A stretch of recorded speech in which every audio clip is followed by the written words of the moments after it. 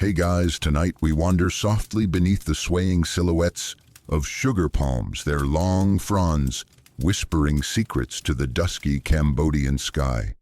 The sun has dipped low, casting the world in that perfect kind of golden haze, where everything looks like a memory, half real, half forgotten. You're not walking, exactly, it's more like drifting. The air here is warm and sticky with a hint of something sweet, thick like syrup in your lungs. Every so often you hear a slow, steady plip, plip, plip as palm sap drops into waiting bamboo tubes tied around each tree trunk. You're standing in a grove, but it feels like a cathedral. This is where our story begins, not with kings, not with war, but with sugar. You probably won't survive this. Not because of any ancient curse or angry spirit, but because if you're like most people, you've never tasted real palm sugar, the kind harvested by moonlight and boiled down in wide clay pots over smoky jungle fires. Once you do, your grocery store sweeteners will start tasting like sadness. So before you get comfortable, take a moment to like the video and subscribe, but only if you genuinely enjoy what I do here. And while you're at it, let me know in the comments where you're watching from and what time it is for you. I love seeing how far and wide our sleepy little campfire reaches. Now dim the lights, maybe turn on a fan for that soft background hum. And let's ease into tonight's journey together. You trudge slowly between towering sugar palms. The ground is soft from decades of fallen fronds, crushed flowers, and the quiet work of ants. Cambodia's palms aren't just pretty, they're ancient kitchen pillars. Long before cane sugar elbowed its way into global markets, palm sugar was the sweetheart of Khmer cuisine. This unrefined molasses-like sugar was used in everything: sauces, drinks, desserts, even medicines. It was harvested at dawn and dusk by barefoot climbers who moved up the trees like they were part monkey, no ropes, no harnesses, just calloused toes and muscle memory. You stop by one of the trees. The bamboo tube tied to its side is half full. Sap oozes from a notched cut near the crown, milky white and slightly foamy. It smells faintly like warm milk and caramel. You imagine the hands that tied that tube, their fingers dark with soot and sugar, their mornings quiet except for birdsong and boiling pots. One mainstream historical fact here is that palm sugar production in ancient Cambodia was so significant it was recorded in Chinese travelogues from the Tang dynasty. Envoys and traders described sweet wine and boiled syrup extracted from the tall trees that lined the paddies like royal guards. Palm sugar wasn't just food, it was currency. Tax, tribute, a liquid language the state understood. But here's the quirky bit: the climbers who collected palm sap were often also the village musicians. Why? Because they were the only ones awake and alert during the mystical in-between hours before sunrise after sunset, when ghosts were said to wander. And if you were going to disturb the trees, you needed music to keep the spirits calm. Some villages claimed their best sap came from trees serenaded by flute. Historians still argue whether these trees were selectively bred for better yield or simply inherited their sweetness from the soil. Genetic studies haven't settled the matter. Some say the soil near the Tonle Sap Lake had rare mineral content. Others say it's just the song of the trees. You kneel beside an old stone hearth. It's crumbling, overtaken by vines and moss, but you can still see the blackened clay around its mouth. A boiling station likely used to reduce the sap into dark bricks or sticky syrup.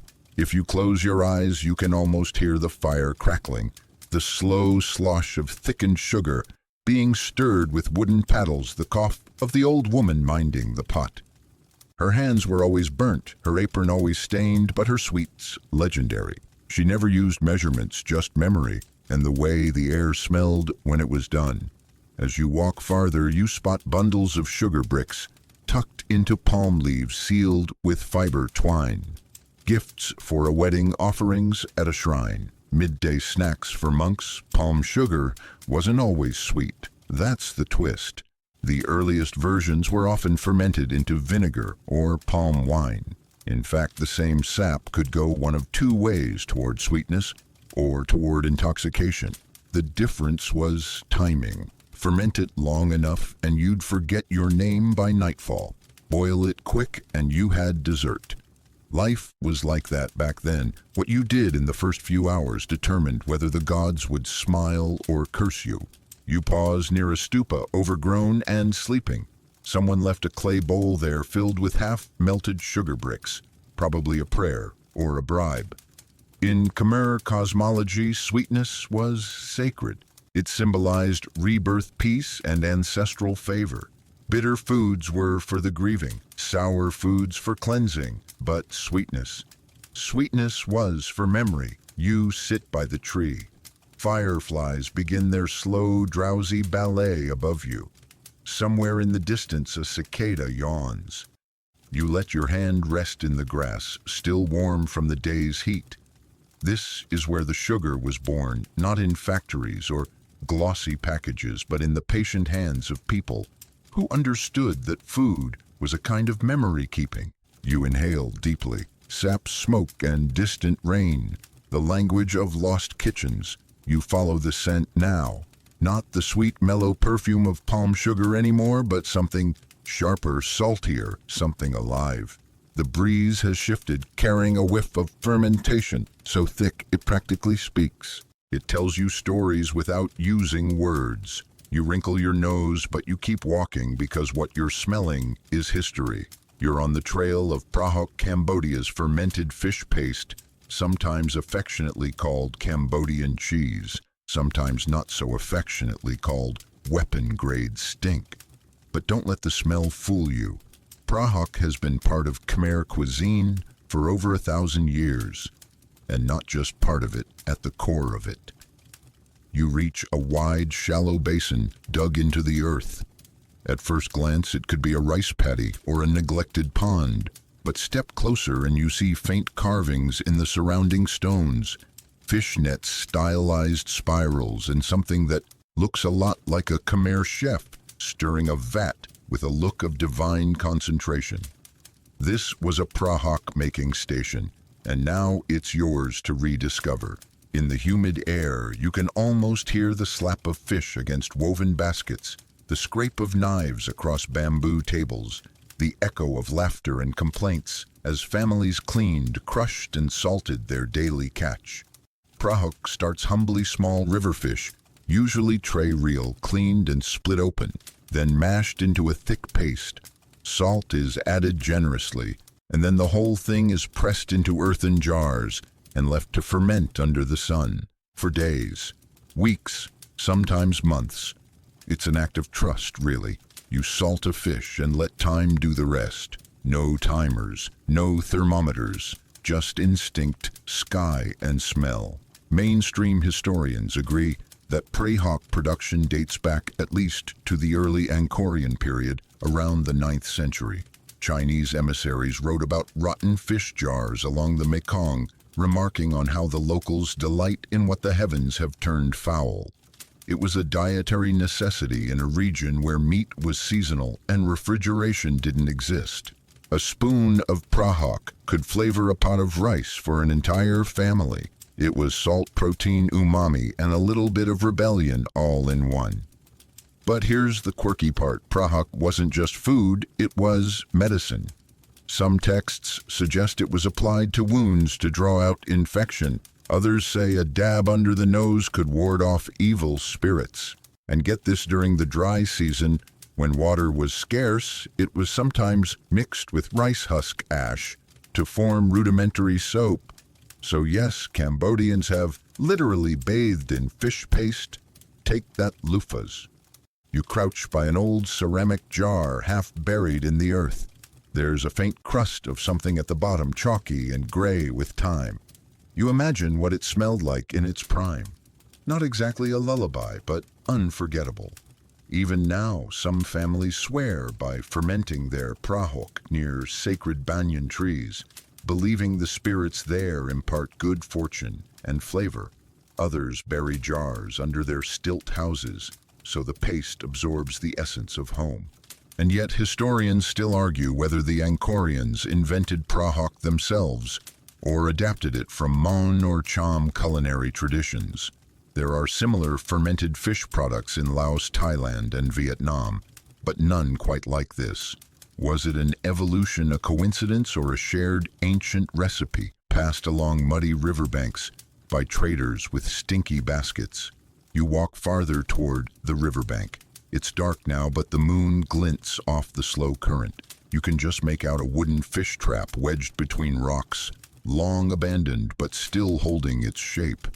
These traps were baited with crushed rice and tamarind, luring fish in at nightfall.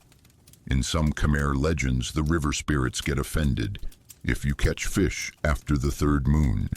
But that never stopped the prahok makers. They believed the stinkier the season, the richer the flavor. Nearby, a small altar leans against a tree. A weathered clay bowl sits atop it with dried rice, what looks like a tiny fish bone, and a wilted lotus petal. An offering, perhaps. To whom? The fish, the ancestors, the jar that never exploded. You're not sure, but you smile. The thing about prahok is it doesn't apologize. It's not a quiet food. It's loud. It invades kitchens. It stains cutting boards. It outlasts power outages. And yet, to this day, Cambodian grandmothers will tell you that a pot of prahok stew can heal heartbreak and sore throats, just not at the same time. You sit down on a flat stone near the water. The night bugs sing like they're trying to drown out the river. Somewhere in the dark, a frog leaps with a wet plop. You think of the hands that stirred prahok, the families that gathered to smell whether it was ready by poking a finger into the jar and wrinkling their noses in unison. There's love in that. A different kind of love, sure, but love nonetheless. And you realize this isn't just food. It's survival. It's memory. It's heritage that bites back. Tomorrow you'll dream of sweeter things, of mangoes maybe. But tonight you sleep with the sharp tang of history in your nose and a story under your skin. You wake to birdsong and the slow rustle of fronds still lingering in the fermented haze of last night's prahok memories. The air is softer now, as if the jungle itself has decided to hum in a lower key. You stretch your legs, brushing dew from your shins, and step into a narrow stone path, worn smooth by centuries of royal feet. A new scent reaches you, sweet floral sun-warmed, and it comes from the trees lining the path. Mangoes, not the ones you're used to from supermarkets, all neatly labeled and prematurely firm. No, these are old mangoes, wild, wounded-looking, their skins freckled and soft. You pick one off the ground and it collapses in your hand, golden and oozing juice that smells like summer sighing. You're entering the Royal Mango Grove, a sacred garden once reserved for Khmer queens and their attendants. According to oral tradition, this orchard was part of a larger ceremonial compound, off limits to commoners, guarded by eunuchs, and frequently visited by astrologers who read the trees like horoscopes. You take a bite of the mango in your hand. It's overripe, practically wine, sweetness laced with something darker, muskier. You pause. That flavor almost forbidden. In the Angkorian court, mangoes were more than food, they were metaphors. Ripening was symbolic of feminine power. Their color mirrored royal robes. And according to 11th century carvings, gifting a mango to someone without royal permission could be considered treason. Seems a bit dramatic, but then again, you've never had a mango so good it made you rethink your place in the universe. Mainstream history confirms that mango cultivation in Southeast Asia dates back to at least 2000 BCE, with Cambodia as a critical node in its spread. The mangoes here weren't just eaten raw, they were pickled, dried, smoked over lemongrass fires, and even used to flavor broths and fish stews. In elite circles, there were competitions to see who could carve the fruit into the most elegant shapes without bruising the flesh. Winners received silk, Loser's public mango humiliation. Probably. You brush past a half-toppled column where the bas-relief shows a queen reclining beside a mango tree, attendants fanning her while she sips juice from a clay cup. This was part of the mango ritual, a summer solstice ceremony where the queen would bless the year's first harvest. Some accounts say the juice was poured onto the stone floor of the temple to soak into the earth and feed the roots of harmony. Others suggest it was part of a fertility rite involving dancers' drums and an uncomfortable amount of interpretive mango symbolism. But here's the quirky tidbit: mango seeds were sometimes ground into paste and used in ancient Khmer skincare. Combined with ground lotus and honey, the mixture was believed to lighten the skin and prevent aging. One queen, known only as Lady of the Fragrant Leaf, reportedly bathed in mango-infused water so often that nearby farmers accused her of hoarding the sun's scent. Historians still argue whether these elite mango groves were cultivated as political statements or spiritual sanctuaries. Some believe they were purely practical, sheltered from monsoon winds, easy to guard, located near temple kitchens. Others insist the placement followed ancient geomantic lines. Either way, mango trees were registered property like livestock or land.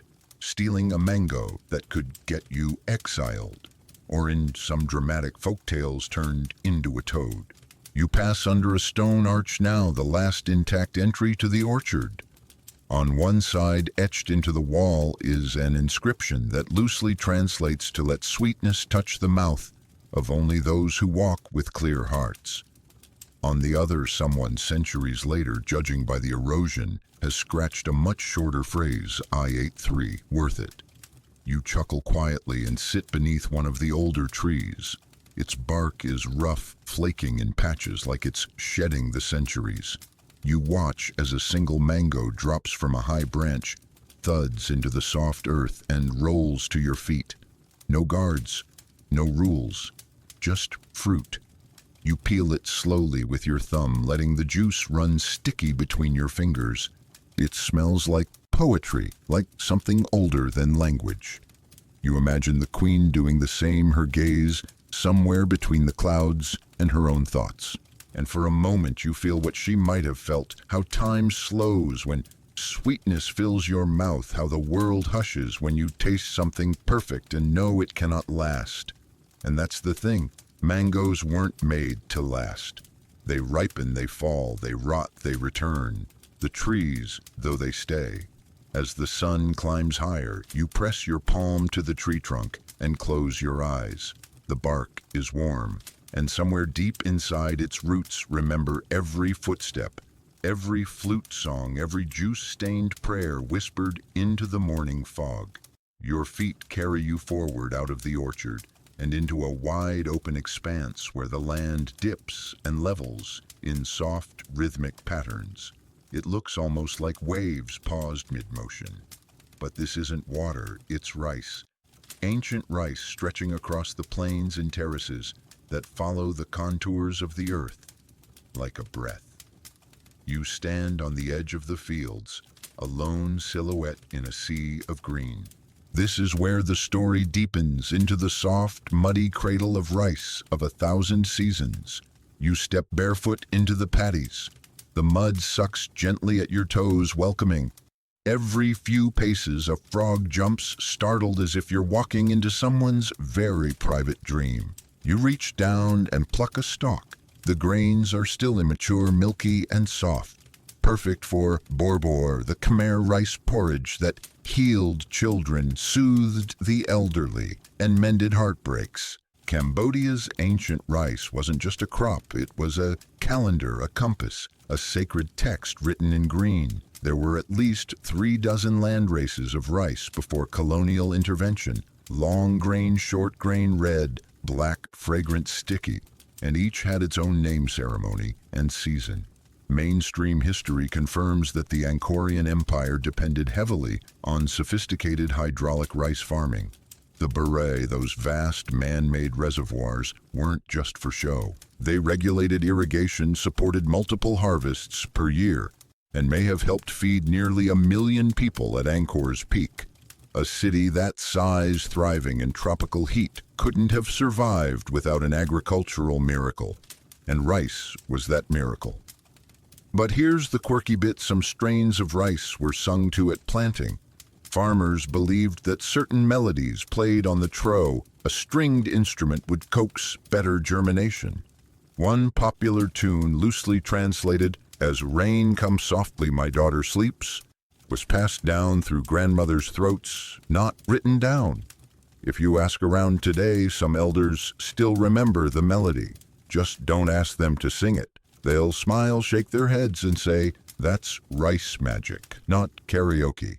As you wander deeper, the rice plants grow taller. Some brush your waist, others reach your ribs. You stop at a central mound, a kind of raised altar. Its surface is carved with shallow bowls, likely for offerings. You imagine sticky rice, sugar, bananas, and jasmine flowers left here, perhaps as payment to the rice spirit.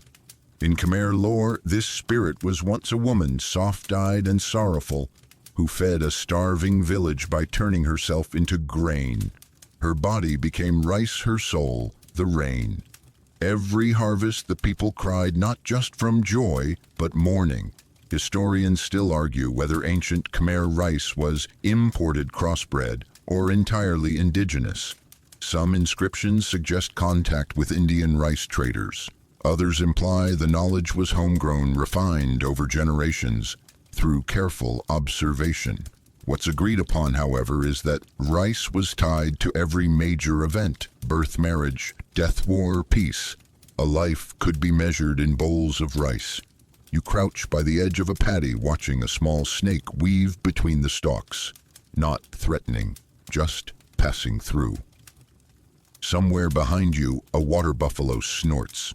The air smells of wet earth, crushed leaves, and something faintly metallic, maybe old tools, rusting under the soil. A breeze picks up, and the fields ripple like a soft exhale.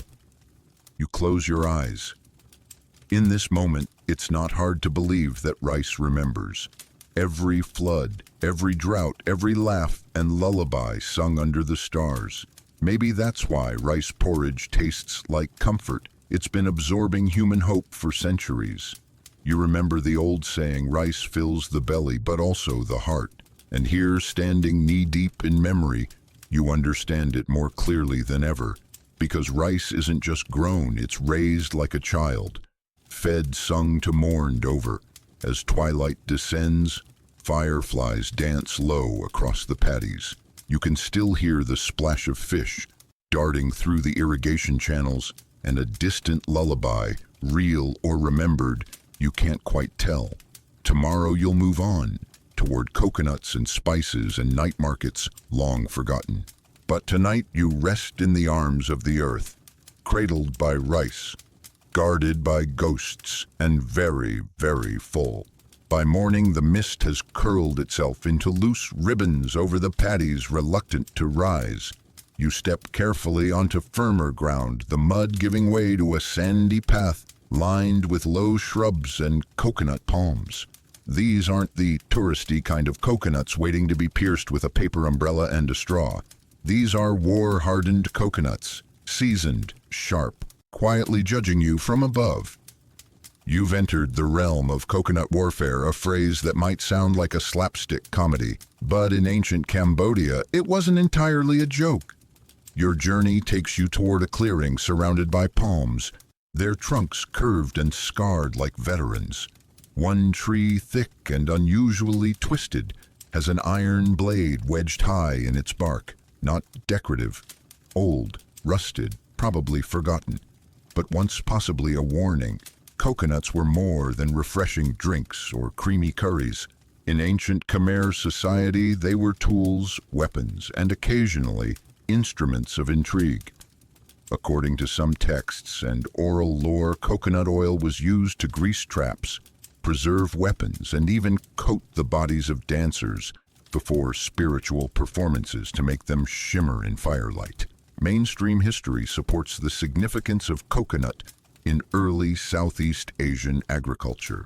By the 10th century, coconuts were cultivated intentionally for multi-use harvesting oil milk, fiber charcoal. Khmer medical manuscripts describe coconut water as both tonic and holy. Warriors drank it before battle. Pregnant women drank it during labor, and monks used it in rituals to cleanse the aura. But here's your quirky tidbit: coconuts were occasionally weaponized, not metaphorically, literally. In temple murals from Priya Vihar, there are depictions of guards hurling coconuts from walls onto enemy soldiers, the logic heavy, hard, readily available, and if nothing else humiliating. Getting brained by a flying fruit doesn't exactly make for an epic war ballad. There's one particularly spicy legend about a royal advisor who was assassinated with a poisoned coconut. The story goes the coconut was offered as a gift, chilled in sacred water and cracked open in front of the king. The advisor took the first sip. Within minutes, he collapsed. The poison, derived from oleander bark and snake bile, was laced into the meat undetectable beneath the sweet fat. The moral: don't accept drinks from ambitious cousins. You kneel near a fallen coconut. It split its interior, glistening ants already celebrating. You take a finger to the white flesh. Smooth, cool, earthy. You imagine a palace cook scooping this into a mortar, adding chili, garlic, tamarind, grinding it into a paste for curry that would be served only to high priests or nobility. Coconut, after all, was associated with the moon, cyclical, cleansing, quietly powerful. But coconut wasn't just for the elite. Farmers wove mats from husks, carved bowls from shells, and fed goats with the pulp. Children turned dried coconuts into masks and instruments. Some were believed to ward off spirits, others to invite them. A festival in Kampong Tom once featured a coconut dance, where masked children reenacted the birth of the rain goddess using only percussion and fruit. Historians still argue whether Cambodia's early coconut groves were native or transplanted. Some believe sailors from India brought them during the Funan period. Others point to genetic studies suggesting a local hybrid unique to the Mekong floodplains. There's even a fringe theory that ancient Khmer travelers carried coconut seedlings in clay pots across trade routes. Early botanical diplomats. You wander to the center of the clearing and find a shallow stone basin blackened from fire. Around it, fragments of coconut shells are embedded in the soil like old coins. This was likely a coconut oil rendering pit. Palm logs burned hot beneath clay pots, slowly melting the oil from grated flesh. The smell would have been thick and sweet, clinging to skin and hair, chasing away mosquitoes and, some say, bad dreams. You press your palm into the earth beside the pit. It's warm, alive with memory. In modern times, coconuts have been flattened into commercial simplicity milk in a can oil in a jar. But here, among the palms and fire pits, you feel its original power. It wasn't just food, it was strategy, a resource with 1,000 disguises, a loyal soldier and sometimes a silent assassin. As you prepare to leave the grove, a breeze kicks up. A ripe coconut drops 10 feet to your left with a dull, heavy thud. You look up. The tree sways almost smugly. You nod back respectfully. You follow the coconut-scented wind into a narrower path, now one flanked by scraggly bushes and low-hanging vines. Something shifts underfoot, dirt giving way to gravel to smooth stone. The air thickens with heat, but it's not the oppressive kind. It's fragrant, layered, like someone opened the drawers of an ancient apothecary and let the centuries breathe. You've arrived at the edge of the hidden spice trade, not the glitzy Silk Road version, but the under-the-table, under-the-thatch roof version, where spices whispered through markets like rumors. You kneel by a crumbling stone bench dusted with cinnamon-colored powder. It smells like clove and sandalwood and something unfamiliar, sharp, peppery, citrusy. You pinch some between your fingers, maybe galangal or long pepper. The forest seems to lean closer, curious. Spices weren't native to every corner of ancient Cambodia, but they flowed here through barter boats and barter-on boats. Before Angkor became a temple complex on every tourist's bucket list, it was the capital of an empire that sat at the crossroads of oceanic trade. Chinese, Arab, Indian, and even African merchants sailed the coast bringing spices in tightly wrapped bundles traded for ceramics, ivory, and forest goods. Mainstream historical records confirm that Khmer royalty had access to a dizzying array of spices. Inscriptions from the Angkor Wat Temple mention 7 sacred roots and fire flowers ground for kings: cinnamon, cloves, nutmeg, cardamom, ginger, star anise, and a now-lost ingredient referred to as the singing root. We still don't know what that last one was. Possibly sassafras, possibly marketing. But here's the quirky bit: some temples were designed with built-in spice gardens, not for show, but for ceremony. When priests performed rituals, they'd grind spices on sandstone slabs, releasing scent as offerings to the gods. In some cases, the scent was the offering. No gold, no blood, just the smell of roasted star anise and lemongrass rising like smoke toward the heavens. You reach a low stone structure shaped like a turtle, its shell covered in shallow divots, each once holding a different spice or herb. Some Khmer shamans believed turtles could hold flavors without mixing them. Logical? No. Adorable? Absolutely. Historians still argue whether the Khmer Empire exported spices in large quantities or kept them as luxury items. While there's archaeological evidence of storage jars filled with turmeric and mace, there's little consensus on whether these were traded outward or simply hoarded for the elite. One theory suggests royal cooks held spice recipes as closely guarded secrets passed down only to blood relatives or monks who had taken a vow of taste bud silence. You lean into one of the turtle's divots and inhale.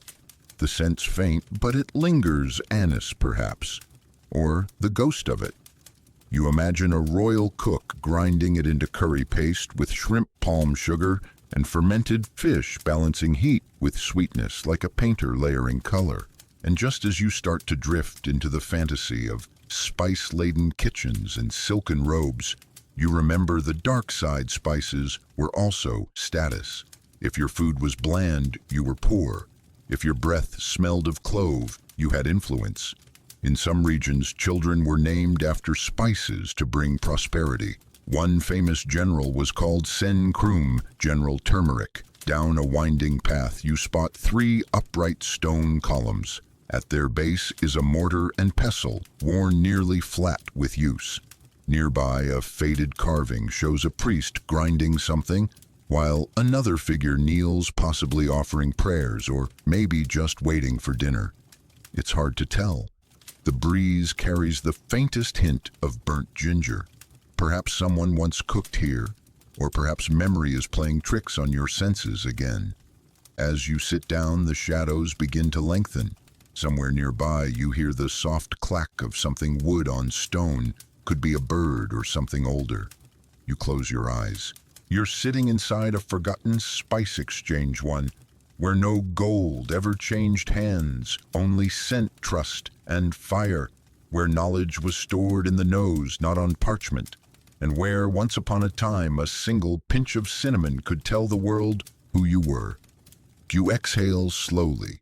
The forest exhales with you. The forest opens like a sigh. You find yourself walking alongside a narrow creek, the kind that doesn't babble, it murmurs. The trees part to reveal low platforms built from flat stones and wood, long since rotted away. Their outlines remain like shadows drawn in moss. This is where ancient Cambodian ingenuity truly shines, in the art of wrapping food, not in metal or pottery, but in banana leaves. Welcome to the Banana Leaf Blueprints, a culinary architecture of folded green steam and secrecy. You squat beside one of the platforms. You can almost see it. A woman squatting beside a low fire, her fingers folding banana leaves with the speed and precision of a paper artist. Inside each leaf, sticky rice, spiced pork, dried coconut. Maybe a sliver of preserved mango from the royal groves you passed earlier. Meals here weren't plated. They were unwrapped like little gifts from the jungle. The banana leaf wasn't just a container. It was a technology, waterproof, biodegradable, antibacterial. The ancient Khmer people used banana leaves like modern engineers use plastic wrap and parchment paper, but with more grace and zero waste. Mainstream historical evidence shows that Khmer cooks used banana leaves for more than just food. They lined steam baskets, covered clay ovens, and even layered them between thatch to keep rain out. One temple relief in Bante Chmar shows monks carrying trays filled with tightly rolled leaves, likely food for a festival or offerings wrapped in silence.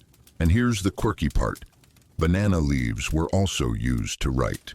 Before paper, certain scribes would inscribe sacred chants onto dried banana bark using charcoal ink and delicate needles. These temporary texts were meant to be read once then burned, returning the prayer to the smoke, not the archive. You crouch lower beside a cluster of banana trees. Their trunks are thick, fibrous, spongy. A fallen leaf lies in your path, broad split at the edges, still glistening from morning dew. You brush it clean and notice a faint score along its surface. A knife mark, perhaps? The art of folding banana leaves was passed down orally, much like lullabies or spice chants. Every fold had meaning. 2 folds meant the dish was savory. A triangle meant sweet. A leaf with a twist at the top, likely an offering.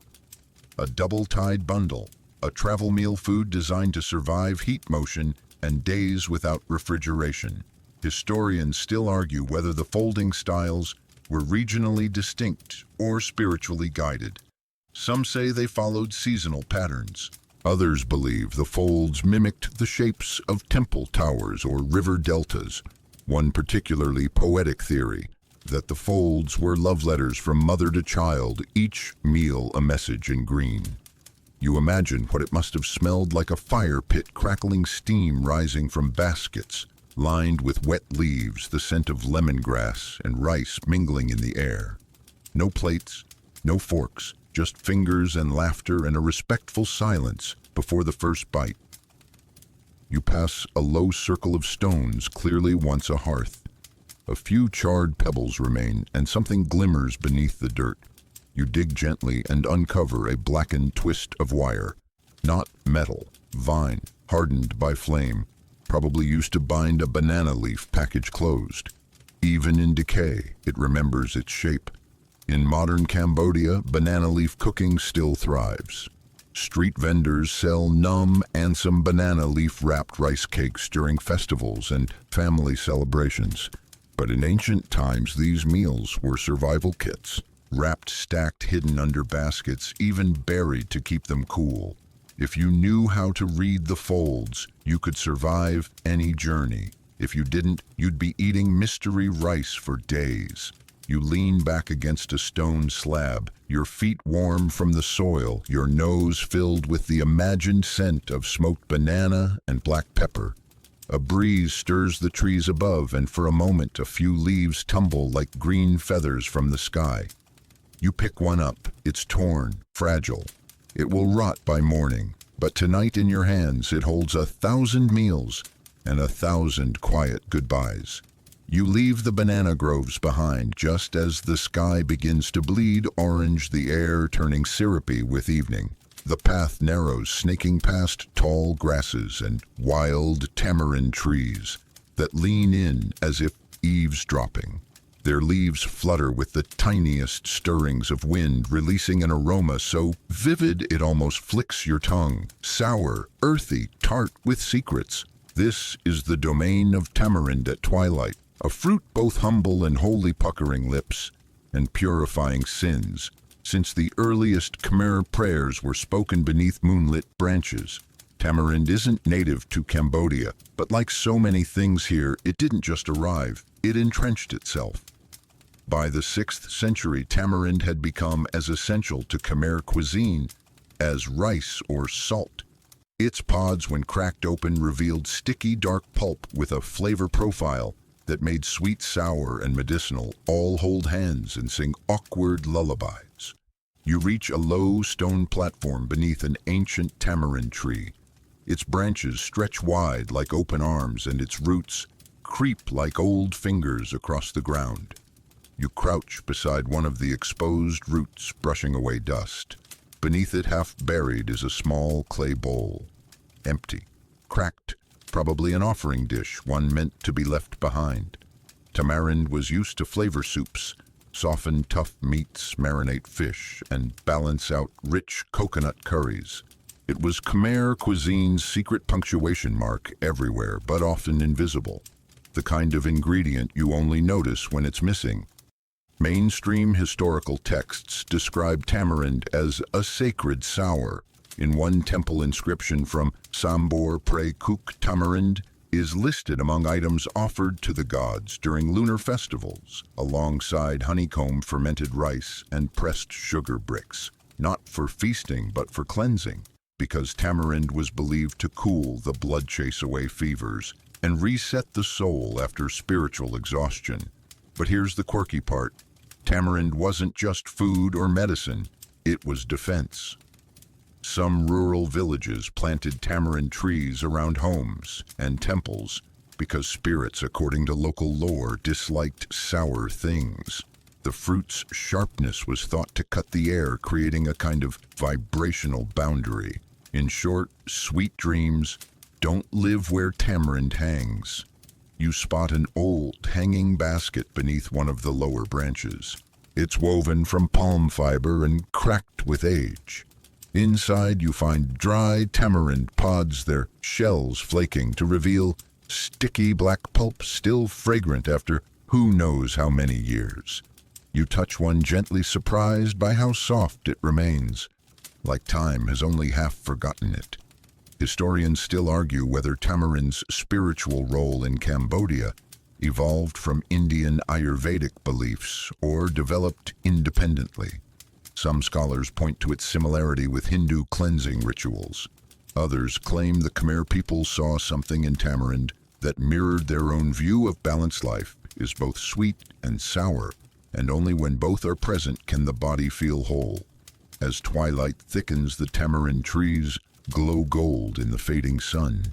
You sit beneath one and pull a pod from your satchel, cracking it open. You taste the pulp, sour, intense, electric. Your jaw tingles, you smile. In some rural households, grandmothers would hand children a pinch of tamarind with salt when they cried to remind them life stings, but it also ends sweet.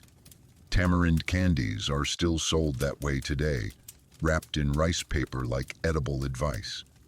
A breeze lifts the low branches, and a pod drops beside you with a soft thunk. You take that one too, not for eating, for remembering. Because some fruits don't just feed you, they speak in flavors your bones understand. And as the first stars peek through the canopy, the tamarind tree above you stands silent, sour, sacred, and full of old stories it's in no hurry to share. The air shifts again, darker now, heavier. The jungle thins, giving way to a plateau, scattered with broken stones and soot-stained earth. There's a strange stillness here, as though something just finished happening, or is about to begin. You've entered the realm of jungle salt and sacred smoke, the oldest flavor you've never really tasted. You kneel beside a cluster of flat stones, charred black and ringed by ash that no wind has dared to disturb. A few pottery shards peek out like bones in the dirt, and a faint scent still lingers, wood smoke, something briny, and underneath it all, a dry metallic tang that speaks of fire-forged salt. Salt is the flavor that hides behind all others, the one that wakes the tongue. But in ancient Cambodia, it was more than flavor. It was survival, ritual, and currency all at once. Unlike modern salt, dug in bulk from coastal mines or evaporated in neat, rectangular pools, Khmer salt was a product of smoke and flame.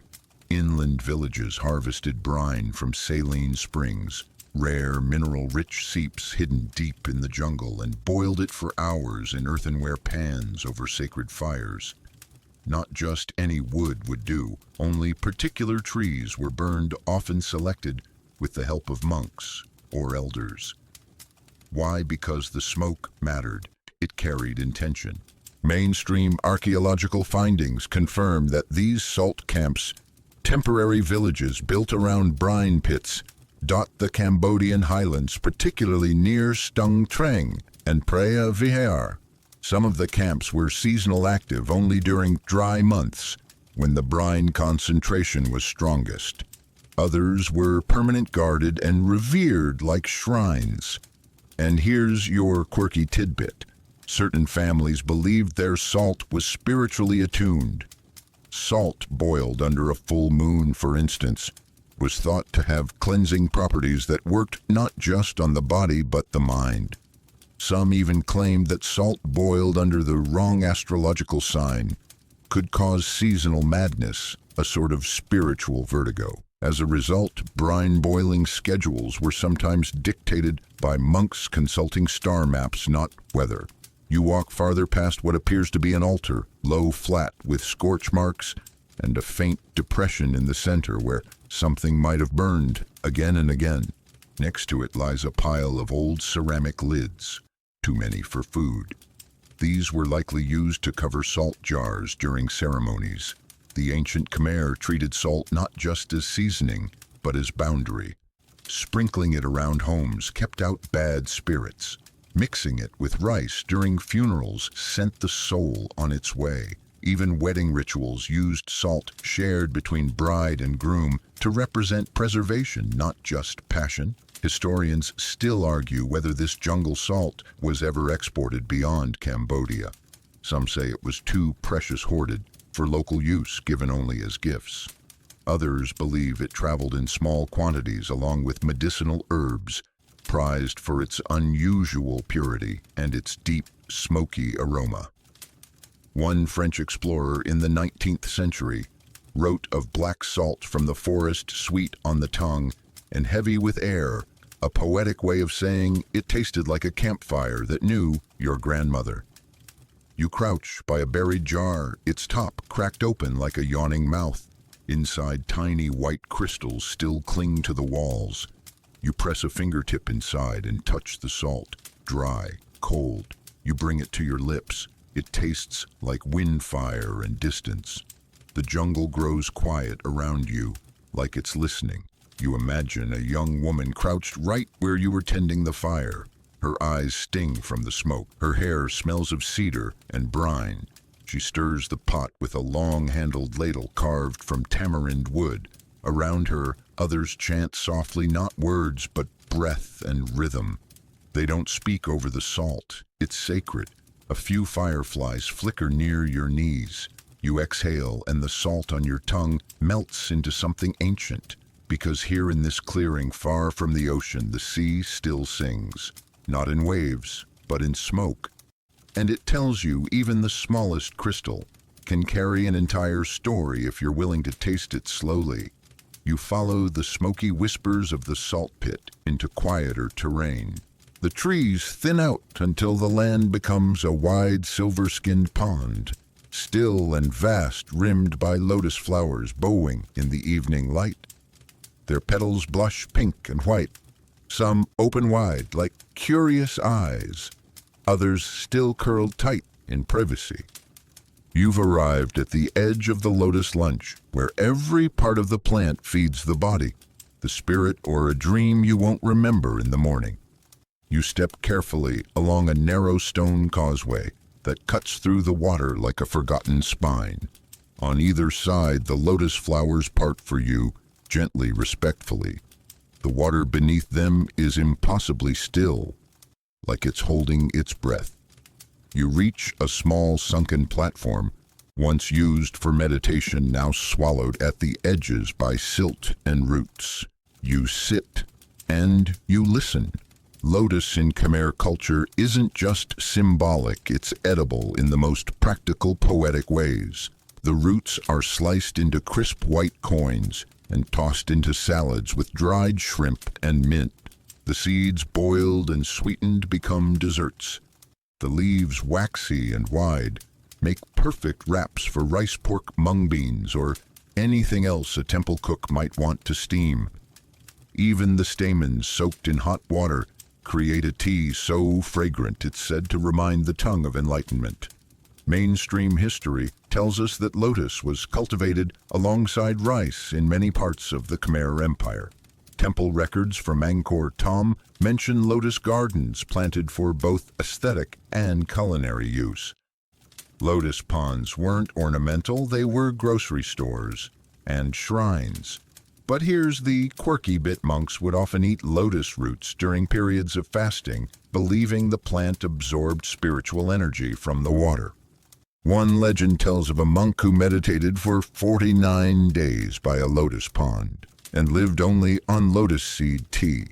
His breath, they say, smelled like blooming flowers. Skeptical, probably wise. But the story persists. You reach out and pluck a seed pod, round and green and alien-looking. It rattles, softly ripe. You pop out a seed, peel back the skin, and eat. It's firm, nutty, almost like a green almond, but cleaner somehow. This was temple food, not flashy, not indulgent, but balanced, nourishing, quiet. Historians still argue whether lotus dishes were daily fare or reserved for ritual. Some believe only monks and the elite consumed the seeds in large quantities. Others claim that in times of drought or war, entire villages survived on lotus root leaf and bloom when rice was scarce. The plant's ability to regenerate even in stagnant water made it a symbol of resilience, of rebirth, of stubborn beauty. You lie back on the platform watching the last streaks of orange fade from the sky. Fireflies rise from the reeds like floating punctuation marks. You remember a childhood rhyme whispered by old Cambodian nannies: eat the root to stand strong, eat the seed to stay wise, drink the flower to forget your name. No one really forgets their name, of course. But here in this breathless water, it's easy to imagine letting go of a few syllables. Beneath the lotus blossoms, small fish dart like secrets. Somewhere on the far bank, a heron lands without a sound. You take another bite of seed, and another, each one quieter than the last. Because this wasn't a feast, it was an invitation. And you've accepted it. The pond drifts away behind you, fading into mist and memory. The path ahead turns stony, winding through darker underbrush and across a ridge of hardened earth. You notice something odd as you walk dark mounds here and there, almost like miniature burial hills. At first, you think they're just rocks. But then you step closer. Char, ash, bone-white shards of shell. Welcome to the forgotten art of eggs under ash. A method of cooking so old, it's more whispered than written. You crouch beside one of the mounds. A faint warmth still lingers in the soil's sun, or story, it's hard to say. You dig a little and your fingers brush something smooth-rounded and surprisingly intact. An egg, not chicken. Smaller, longer. Likely duck, the preferred choice for this kind of cooking. Its shell is grayed with soot, its base marked with a circle of what looks like burnt straw. You hold it gently. It's a time capsule. This was a form of burial cooking, still practiced in isolated, rural areas, but once commonplace among Khmer farmers, monks, and travelers.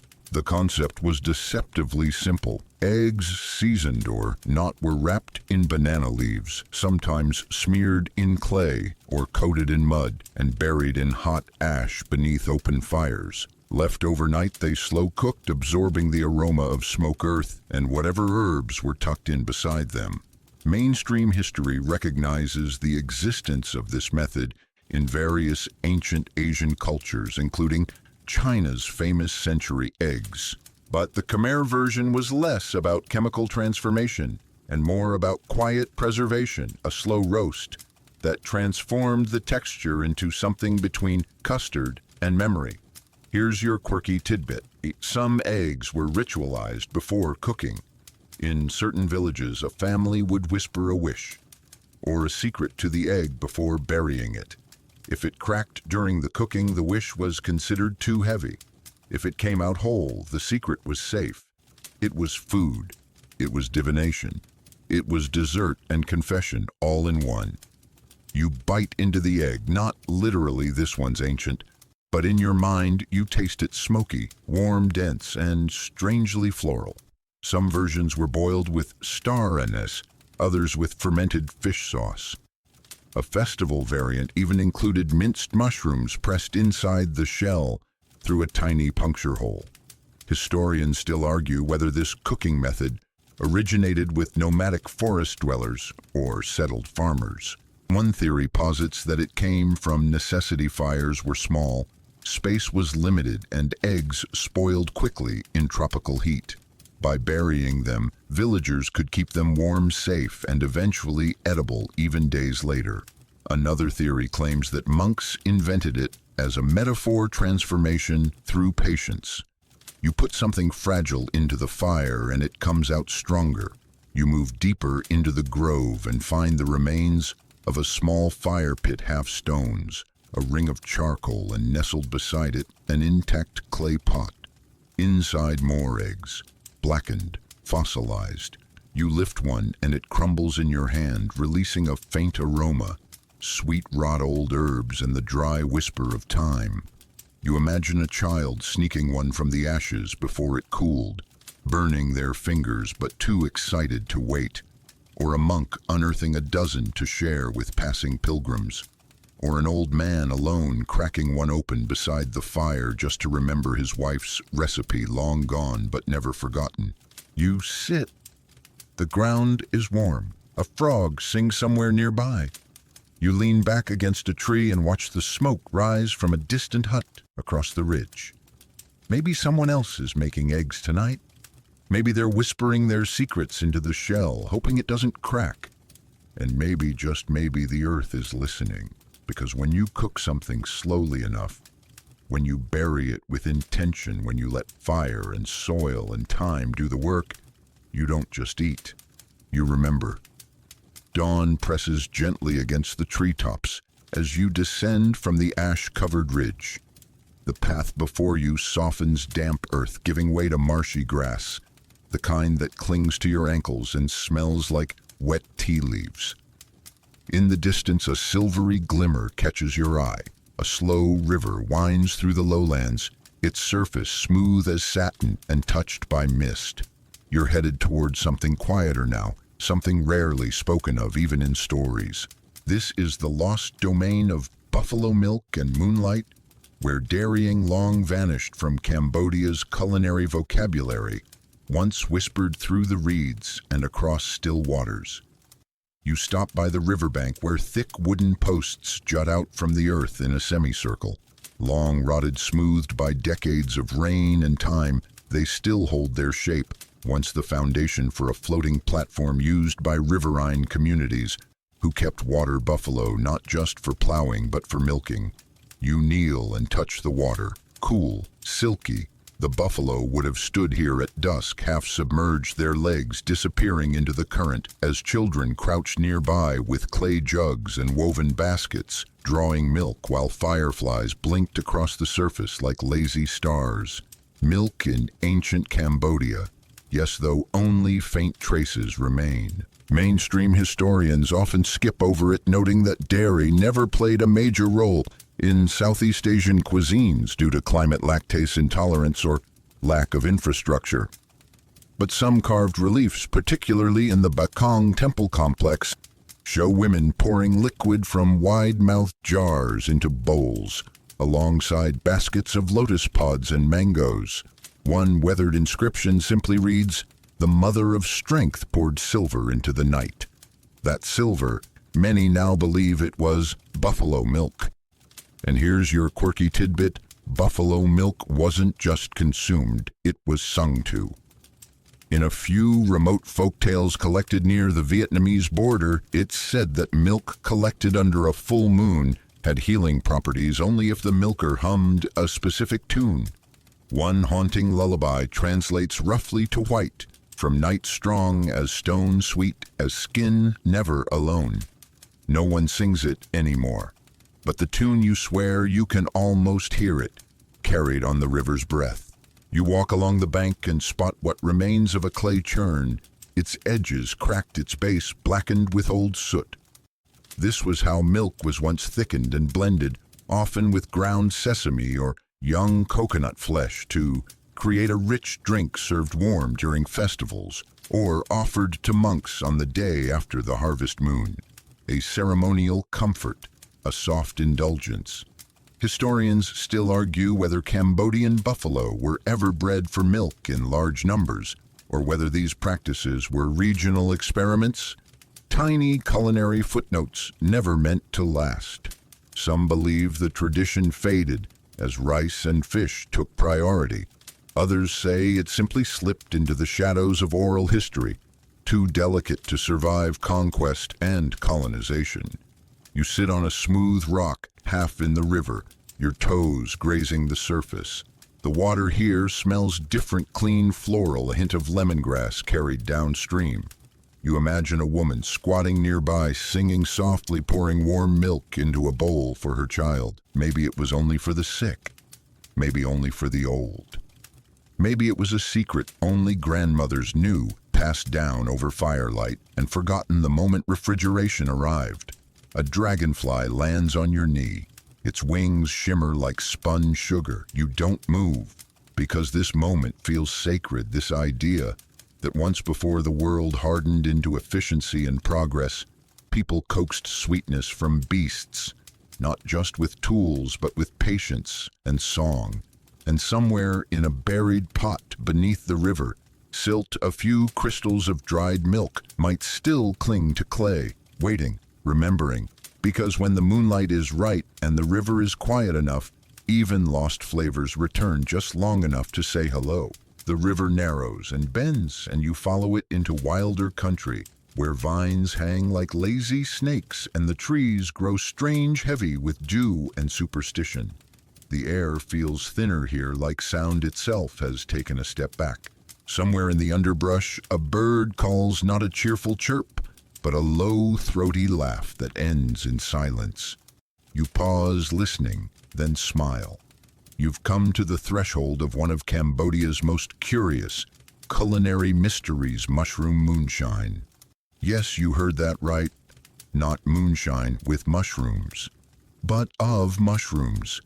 Because deep in these forests, particularly in the mist-heavy highlands, there once thrived a practice of harvesting psychoactive fungi, not just for vision quests or spiritual rituals, but for drinking. You step into a clearing where the ground softens with layers of mulch and decay. Mushrooms sprout in clusters, tiny orange domes, thick brown knobs, delicate white umbrellas that tremble at your breath. Most are harmless, a few very much not. And once upon a time, the line between medicine and madness was drawn with mushroom ink. Mainstream history gives us only scattered references, whispers in folklore, warnings in herbal scrolls, and one cryptic carving in a wat hidden behind a mango orchard. It shows a seated figure, eyes wide, holding a bowl, with steam curling upward into the shape of a serpent. Around him monks, some kneeling, one dancing, one floating. The concoction, historians believe, was brewed with a mix of boiled water, honey lotus stem, and the caps of hallucinogenic mushrooms, likely of the psilocybe genus. The result was a mildly intoxicating, wildly unpredictable brew, consumed during moon festivals, famine prayers, and certain temple initiations. And here's the quirky bit: the drink wasn't always swallowed. In some versions, it was simply inhaled, poured over hot stones in a tent, releasing spores and vapor into the lungs of those seated inside. The goal wasn't to trip for pleasure, it was to see, to weep, to shake loose the soul like a dusty cloth. You kneel beside a hollow tree where the bark curls like scrolls. Inside is a cluster of tiny ink-black fungi. You don't touch them, you just watch. Because the thing about these mushrooms is they don't want to be found unless they're ready.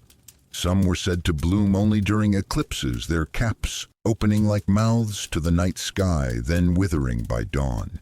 Historians still argue whether the mushroom brew was a remnant of older Indian tantric practices or a purely indigenous tradition rooted in animism. Some researchers point to similarities with Laotian and Thai vision rituals. Others argue that the Khmer version was uniquely tied to dreaming, sleep fasting, lucid prayers, using the brew not to escape the body, but to walk inside it with a lantern. You rise and move to a ring of stones near the center of the clearing. Inside a fire pit, long gone cold, but around its edges carved bowls, broken gourds, and a faded strip of cloth that flutters like it remembers music. You sit. The air is thick with scent, sweet, rot, wet bark, a whisper of smoke. You close your eyes. In your mind, you see it, elders seated around the fire, sipping carefully, their eyes going distant. Some weep, some laugh. One hums the melody of a song no one else can hear. And at the edge of the circle, a child watches wide-eyed, waiting to grow old enough for her turn. Because this wasn't a party, it was pilgrimage. Not every village did this. Not every priest approved. But for those who believed the mushroom was a map, and the moon was the only compass you needed, you open your eyes. The clearing is silent again, but your breath feels slower, your thoughts softer, like something unseen just passed through you, smiling. And in that stillness, the trees seem to lean in and whisper, "Don't forget this." You leave the forest with its watchful mushrooms behind, stepping into flatter, drier ground where the sunlight feels less filtered and the trees don't bother with subtlety anymore. They stand tall and blunt, casting long shadows on hard-packed dirt. The breeze smells different here, smoke, dry grass, and something faintly meaty. There's no soft introduction to this one. You've arrived at a crossroads of flavor and fear, crocodile snacks and social taboos. Yes, crocodile, and not just crocodile. Monitor lizard, toad, insects with too many legs, bats. Creatures cooked not for luxury or spectacle, but for hunger, and sometimes for defiance. You crouch by a blackened stone slab, flat as a butcher's table. Nearby, an old fire pit, ringed with charred bones, long and narrow. Not chicken, definitely not pig. A shard of scale clings to one of them, silvery and dry. This was a place of roasting, a place of rules broken, or perhaps just bent. While mainstream history focuses on Cambodia's more poetic cuisine, lotus salads, coconut stews, fermented fish, there's another layer. One buried under droughts, border conflicts, monsoon, famine years.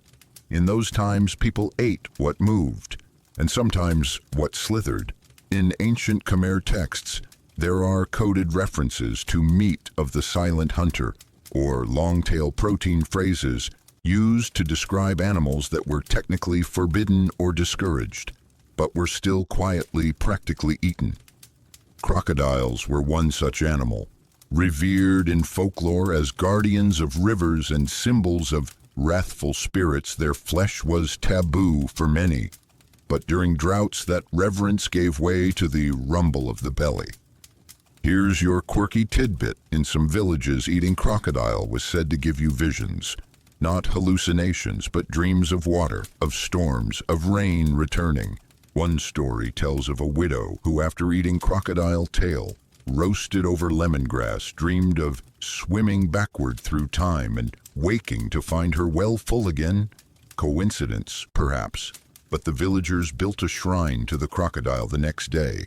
You walk a little farther and find a woven basket, collapsed now, but once used to carry small creatures caught in traps. Inside dried grass, a brittle lizard bone, and a wooden skewer burned black at the tip. Some meals leave no recipes, just echoes.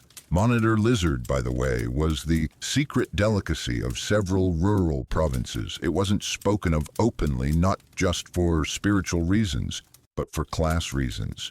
To eat lizard was to admit desperation. To roast a bat was to accept shame. But shame, when wrapped in banana leaves and seasoned with wild pepper, could still fill the stomach. Historians still argue whether these taboo meals were born of necessity or cultural layering. Some say Khmer spiritual taboos evolved to protect dwindling species or sacred animal spirits. Others suggest that caste systems, even in informal form, shaped what people could eat, and more importantly, what they were seen eating. You sit by a tree stump that looks suspiciously clean, like it's still in use. A few feathers lie nearby, but not from any bird you can name. You stare into the fire pit and imagine a woman crouching here, spitting into the coals for luck, laying down a skinned lizard wrapped in herbs. Her child waits nearby, wide-eyed, not asking questions. Hunger doesn't leave room for philosophy. A hawk cries in the distance. This place doesn't ask for your approval. It just shows you the truth. Food isn't always ceremony. Sometimes it's compromise, sometimes it's survival, and sometimes it's rebellion. To eat what you're told not to is to reclaim control in the quietest, most intimate way. You brush your hands clean. The earth here doesn't hide what was done, but it doesn't condemn it either, and neither do you. You follow the dry path until the jungle folds in again, softer, this time gentler.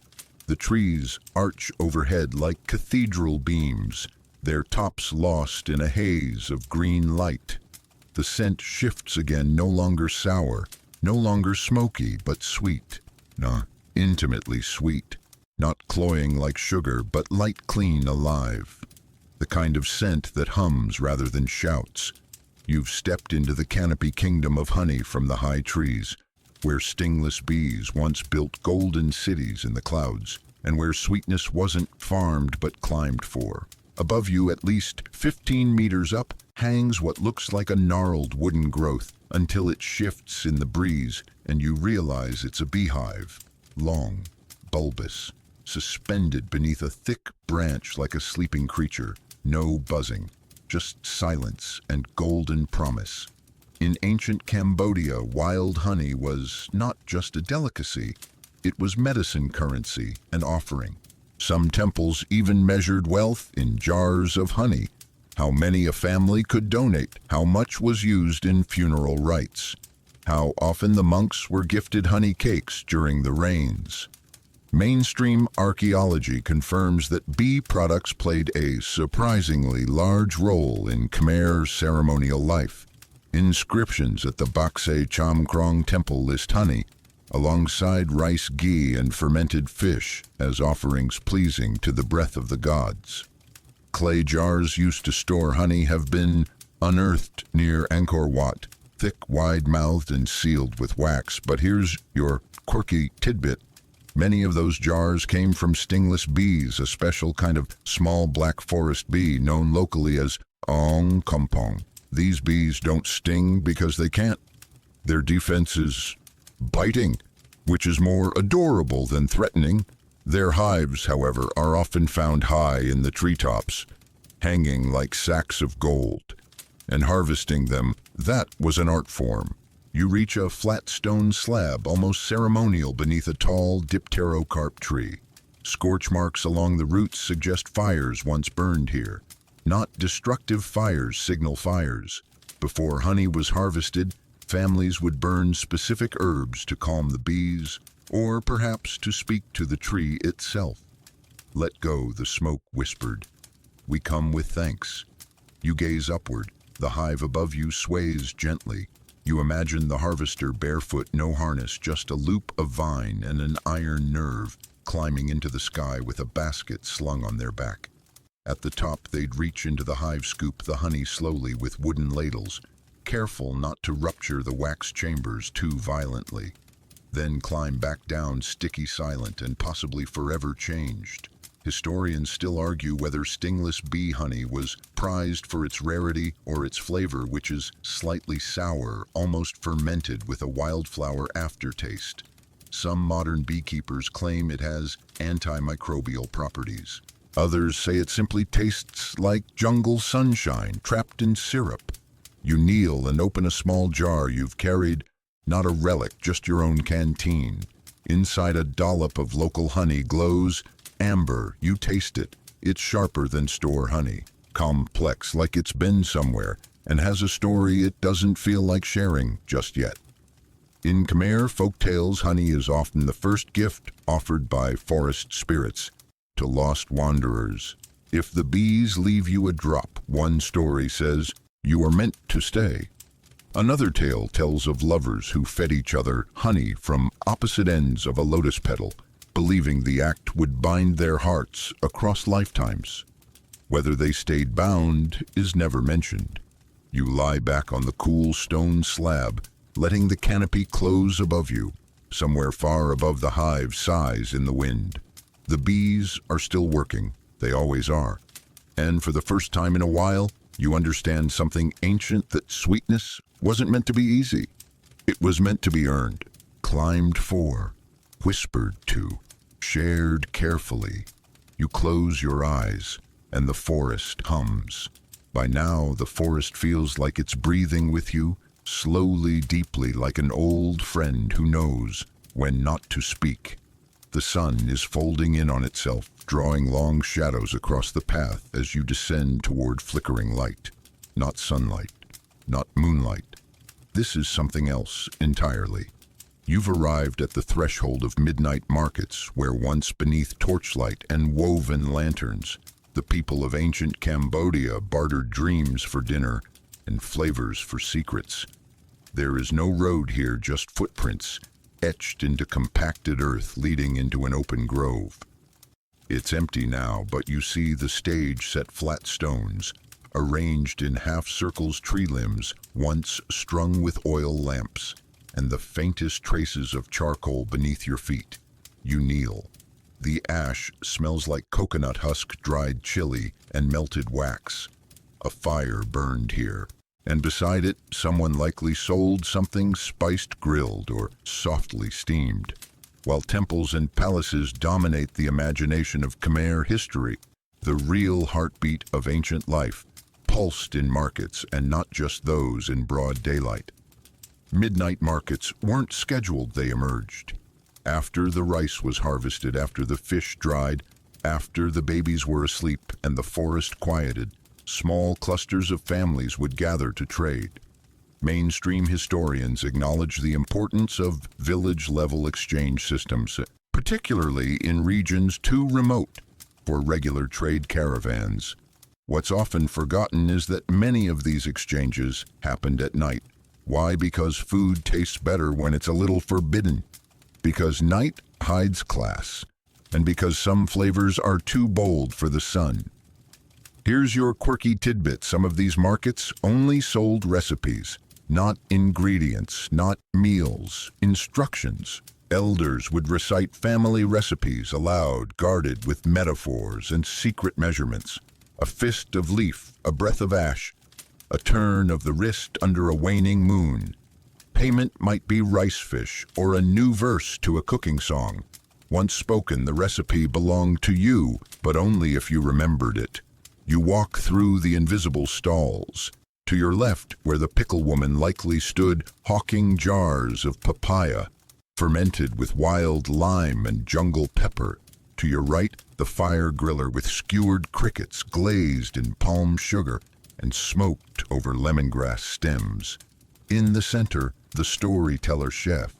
She told ghost stories with each course, each tale matched to the food's spice. If your eyes watered, she claimed, it was because the spirit approved. The sounds come back to you slowly, not literally, but in rhythm.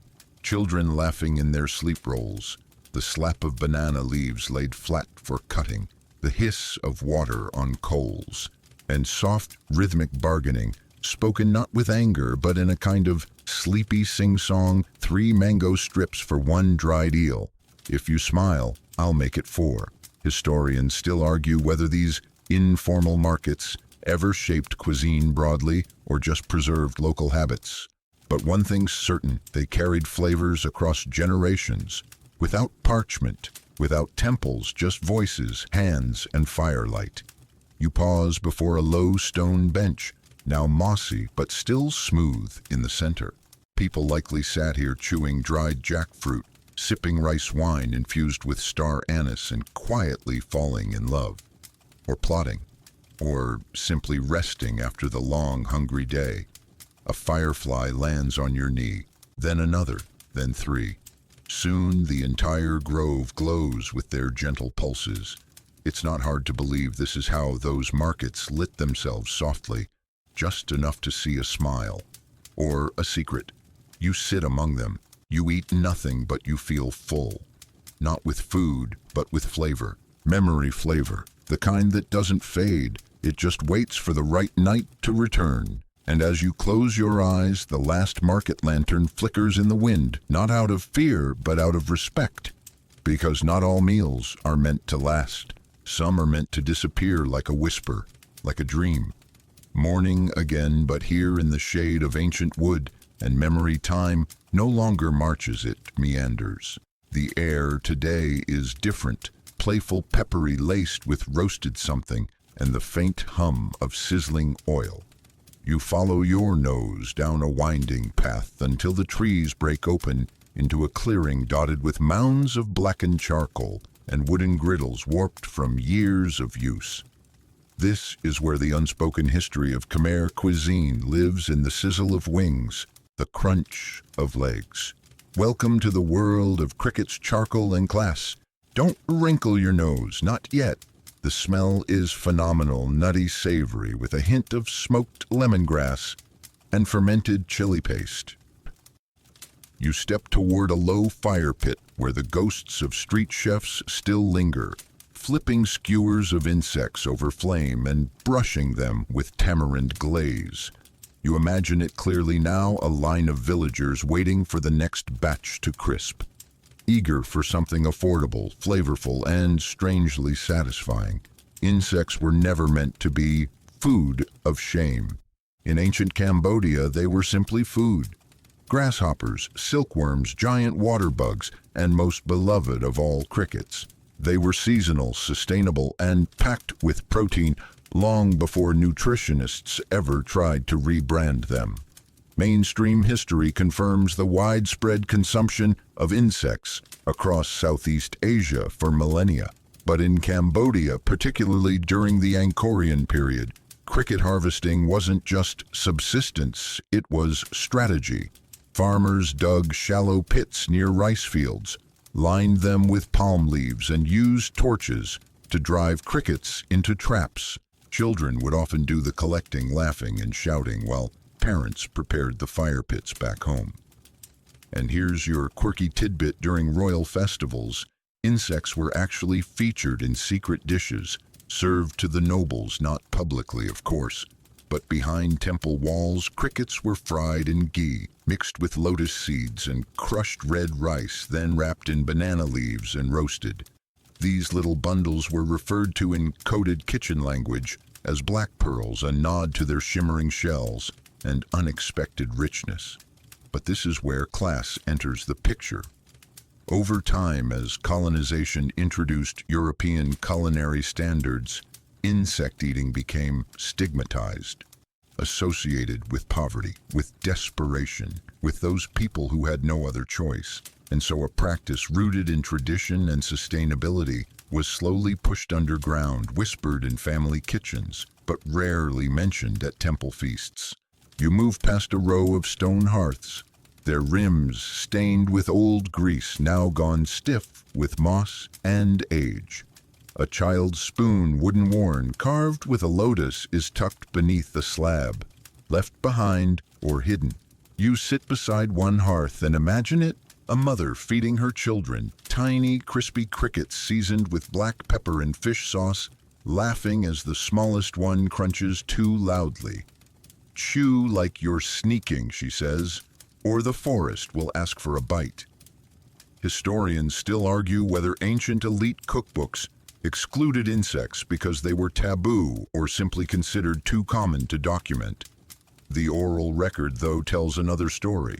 Grandmothers tell you which winged insects taste buttery, which are best boiled, which must be frozen before roasting, or risk a bitter bite. This knowledge, delicate, precise, is passed down quietly, not because it's secret, but because it's sacred. A modern cricket might come from a farm, freeze-dried and vacuum-sealed, in an imported jar labeled superfood. But here it comes from the land, from rhythm, from the kind of hunger that understands joy. You lean back, letting your hands rest in the soft, warm dirt. A cricket hops past, you nod respectfully. Another lands on your boot and stays there as if guarding the story or listening. Because here where charcoal stains the stones and laughter once echoed louder than judgment, you remember flavor has no class, hunger has no shame, and a crispy cricket fried just right can be a poem in disguise. The path you follow next wends downward, and the land changes again. Trees grow sparser, their leaves dry and crackling in the wind like brittle paper. The air is no longer rich with scent, but thin, dusty sunburnt. Even the birds are quieter here. You've stepped into the stark terrain of famine cakes and drought porridge, where the cuisine of Cambodia tells its most honest stories and where survival reshaped flavor itself. You arrive at a wide patch of open ground cracked with heat where the soil is pale and unforgiving. In the center, a cluster of half-buried cooking stones forms the outline of a hearth. It's dry now, dead quiet, but you can see it clearly, the rush to light the fire, the hushed urgency of mothers, measuring rice grains by the finger, not the handful. And in their hands, the most unexpected of miracles, cakes made from nothing. Mainstream historians acknowledge that Cambodia, like much of Southeast Asia, experienced devastating cycles of famine caused by monsoons that came too late or not at all, by war, by empire collapse, or by the long silence of forgotten rain. But what's less written about is the famine cuisine that arose in those spaces between loss and hope. One of the most enduring dishes, a scorched rice porridge called borbor sak, made from overcooked or burnt grains, scraped from the bottom of pots, rehydrated with water, sometimes flavored with salt if there was any, or boiled mango leaf when there wasn't. This dish was survival, bland, bare, but warm, and the cakes, nom ankoy, also known as whisper cakes, made from cassava peel, termite clay and tamarind fiber, pounded together into flat rounds and roasted on hot rocks. They filled the belly just enough to stop the ache. Some children chewed them long after they'd cooled, pretending they were sweets. One woman in a recorded oral history said her mother used to sing sugar into them. Here's your quirky tidbit: famine cakes were sometimes wrapped in political messages. In the 14th century, as Angkor's power crumbled, villagers sent rice flour cakes with carved lotus symbols or broken circles to temples. Each symbol had a meaning: we're still alive, the water hasn't come, or the king no longer sees us. These weren't just food, they were letters. You kneel beside the old hearth.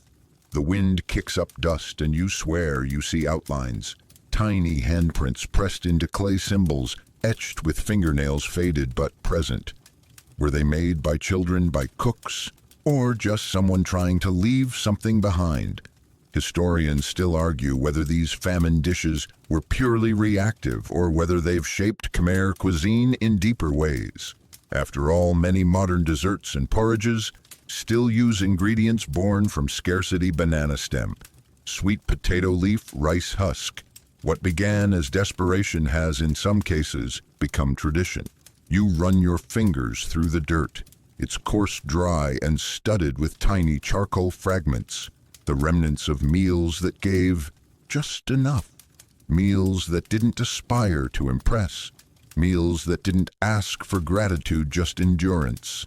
You sit, knees hugged to your chest, and think of the hands that stirred those pots, the way they must have measured out silence with the same care as salt, the way they must have whispered to the rice, stretch, stretch again, one more night. There is no scent here, no feast, just memory. But even memory fills something inside you, and as the sun lowers behind the ridge, you hear something quiet but unmistakable. A pot lid rattling in the wind. The land finally breathes again as you rise from the famine grounds and walk into a corridor of green, a narrow passage between low hills, where the trees grow denser, the light dimmer, and the air softer, like the hush after a hard conversation. Here herbs hang from every branch, tangled and blooming, their scents mingling in strange harmonies. Some are sharp, others citrusy, and one in particular floats through the space like a thread of music. Lemongrass.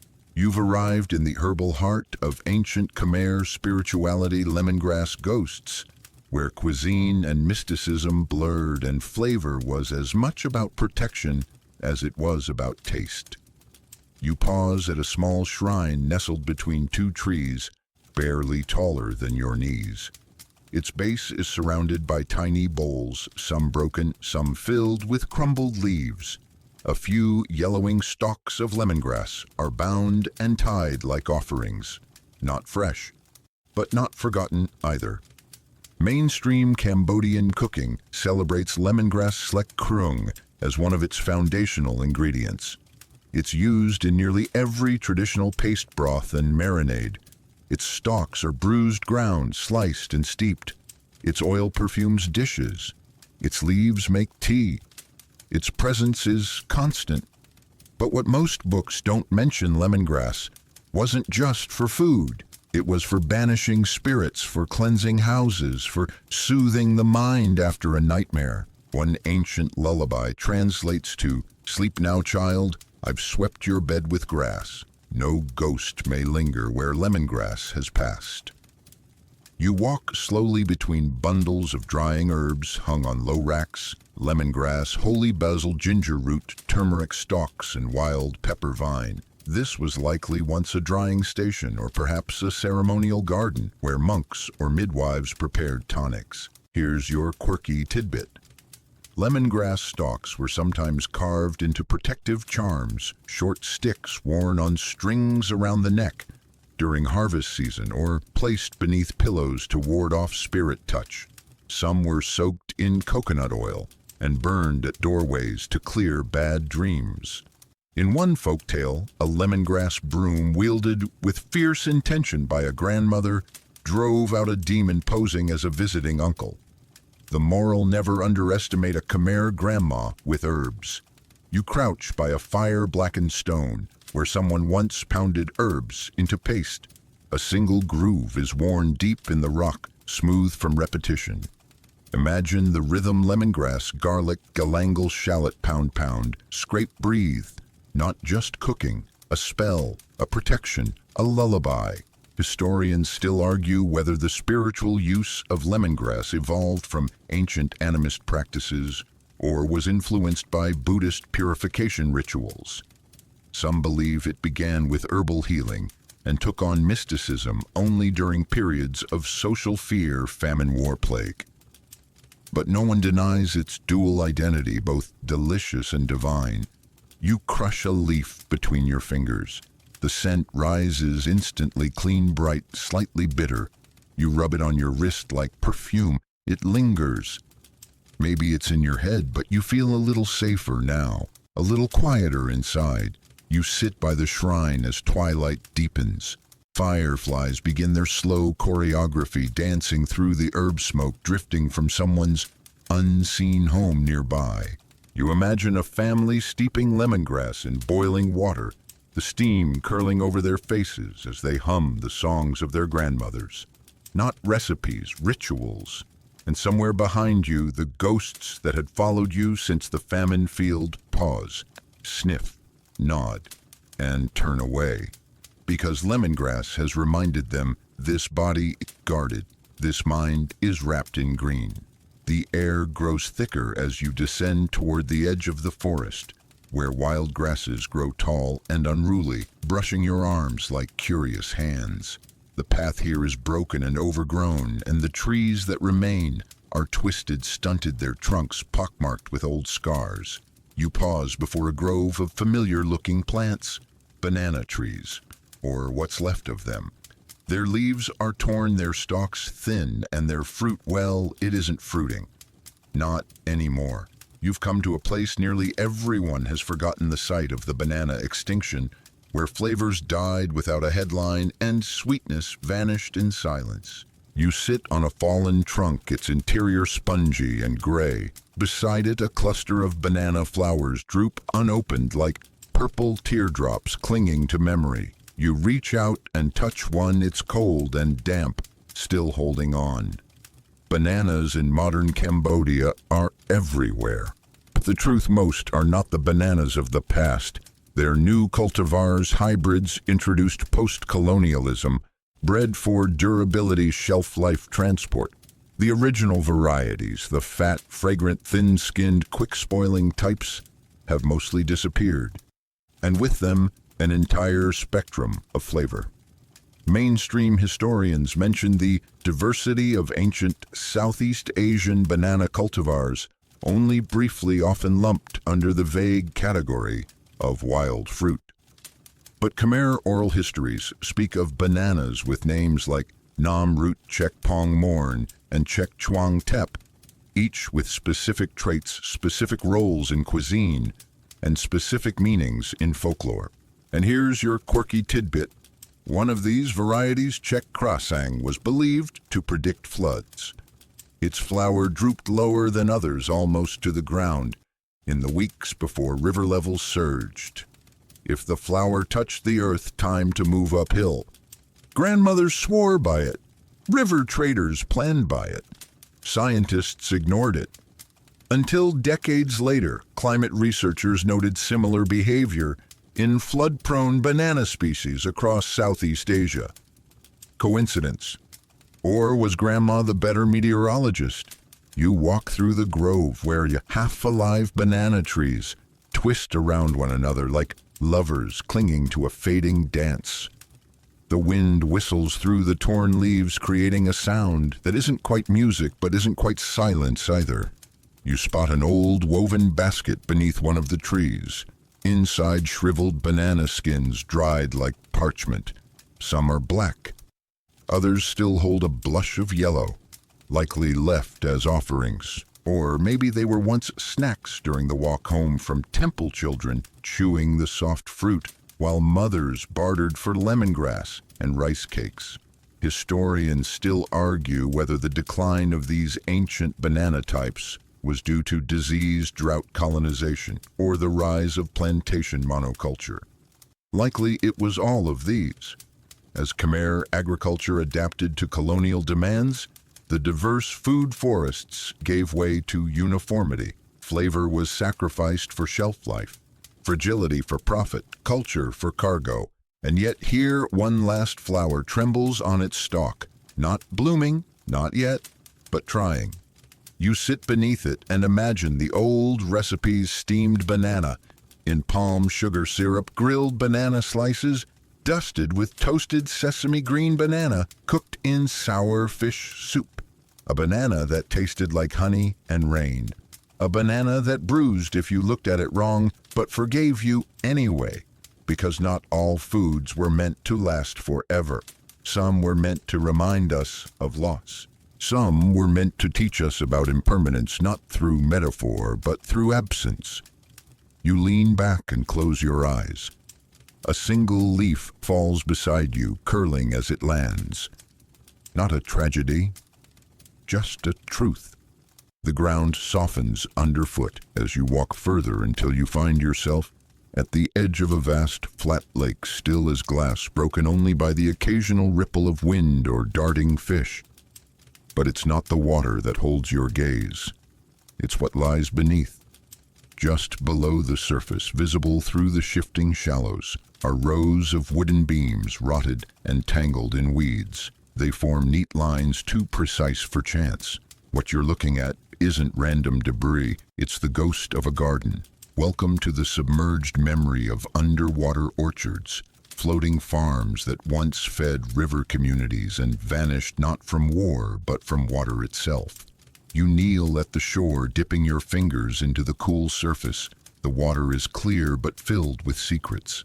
Beneath your reflection, you glimpse the faded remains of woven mats, wooden troughs, and seed baskets.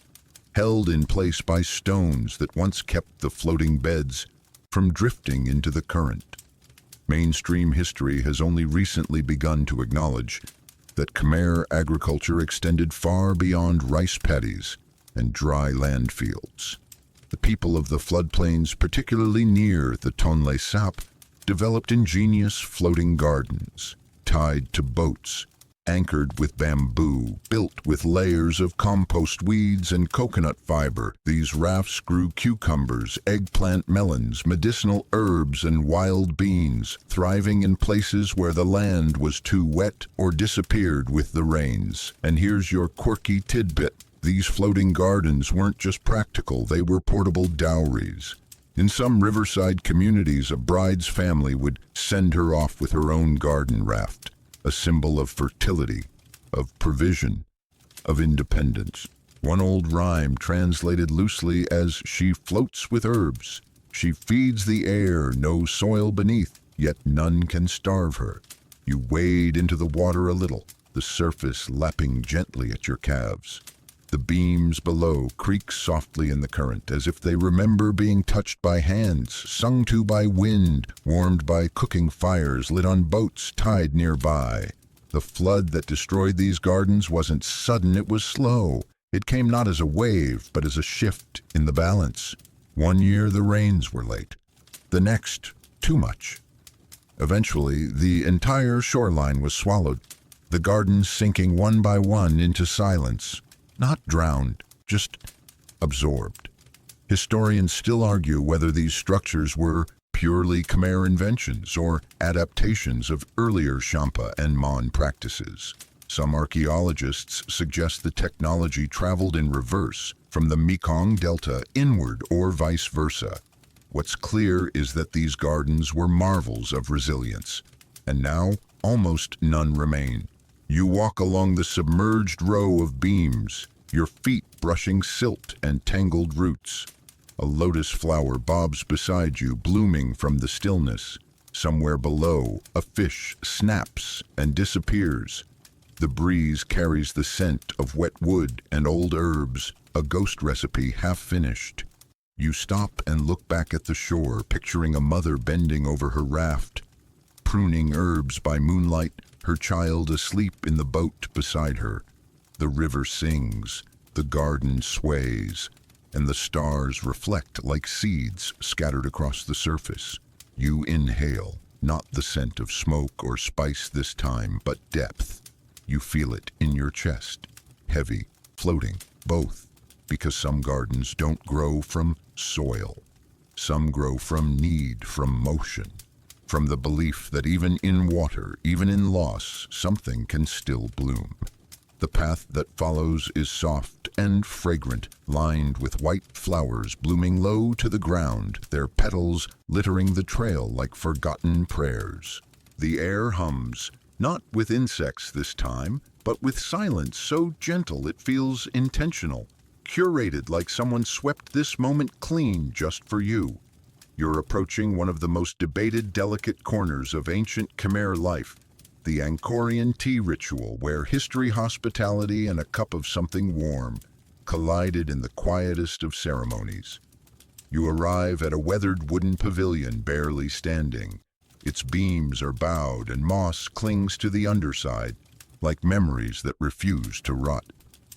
But on a small stone table in the center, still upright and oddly polished, sits a set of tea vessels, 3 cups, a shallow bowl, and a narrow-lipped pot with a cracked handle, not replicas.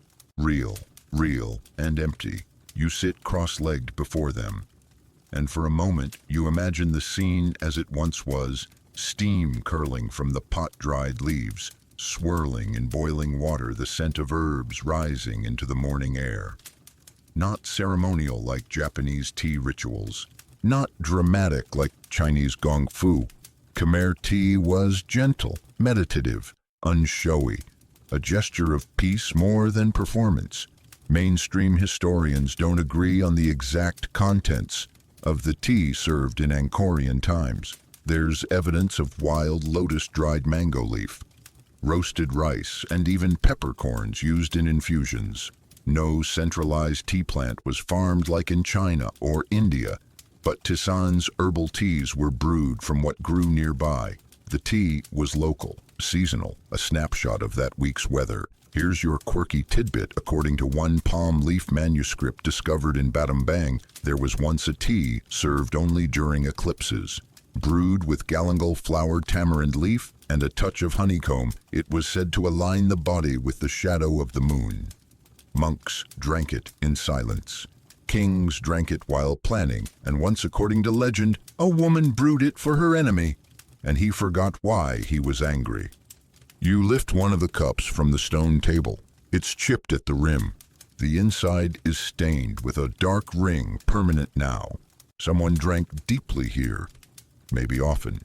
Historians still argue whether these tea rituals were everyday occurrences or elite indulgences. The vessels suggest widespread use, but the stories say that tea was how you asked forgiveness, or forgiveness was offered unspoken with a steaming cup held out at dusk. You close your eyes and inhale nothing in the cup, but still you swear you smell something.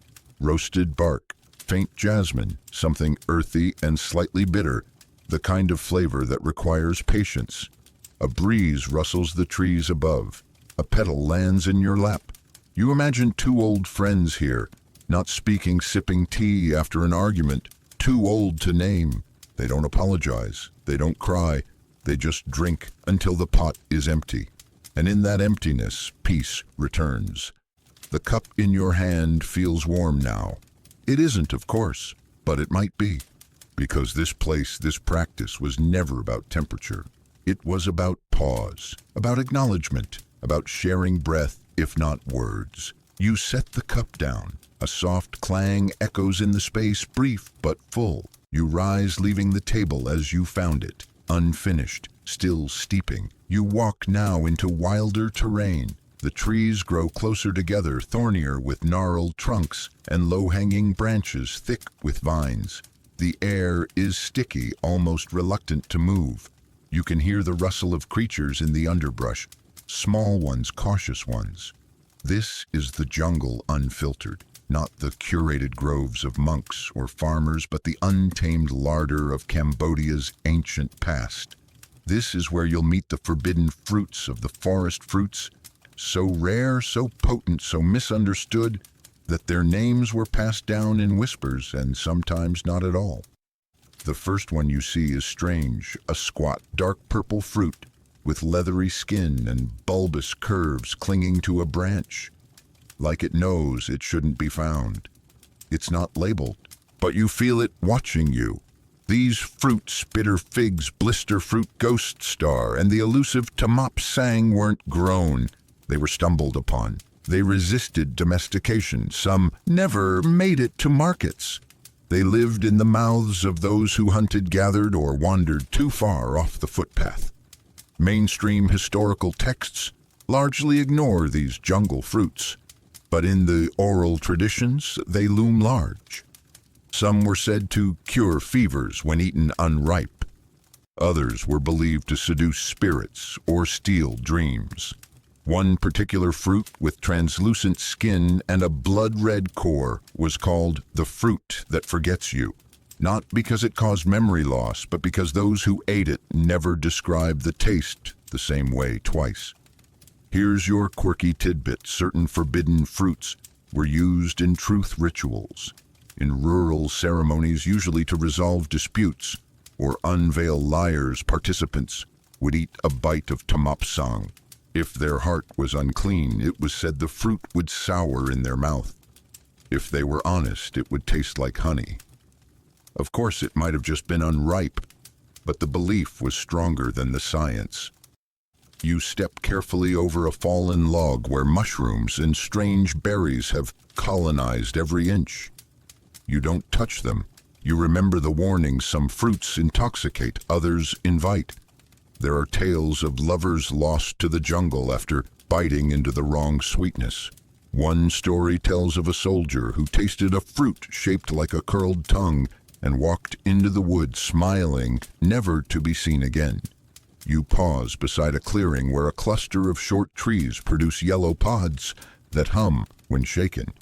Inside seeds coated in a spicy sour gel, reportedly so addictive that one king outlawed them from his court. Not because they were dangerous, but because he couldn't stop eating them.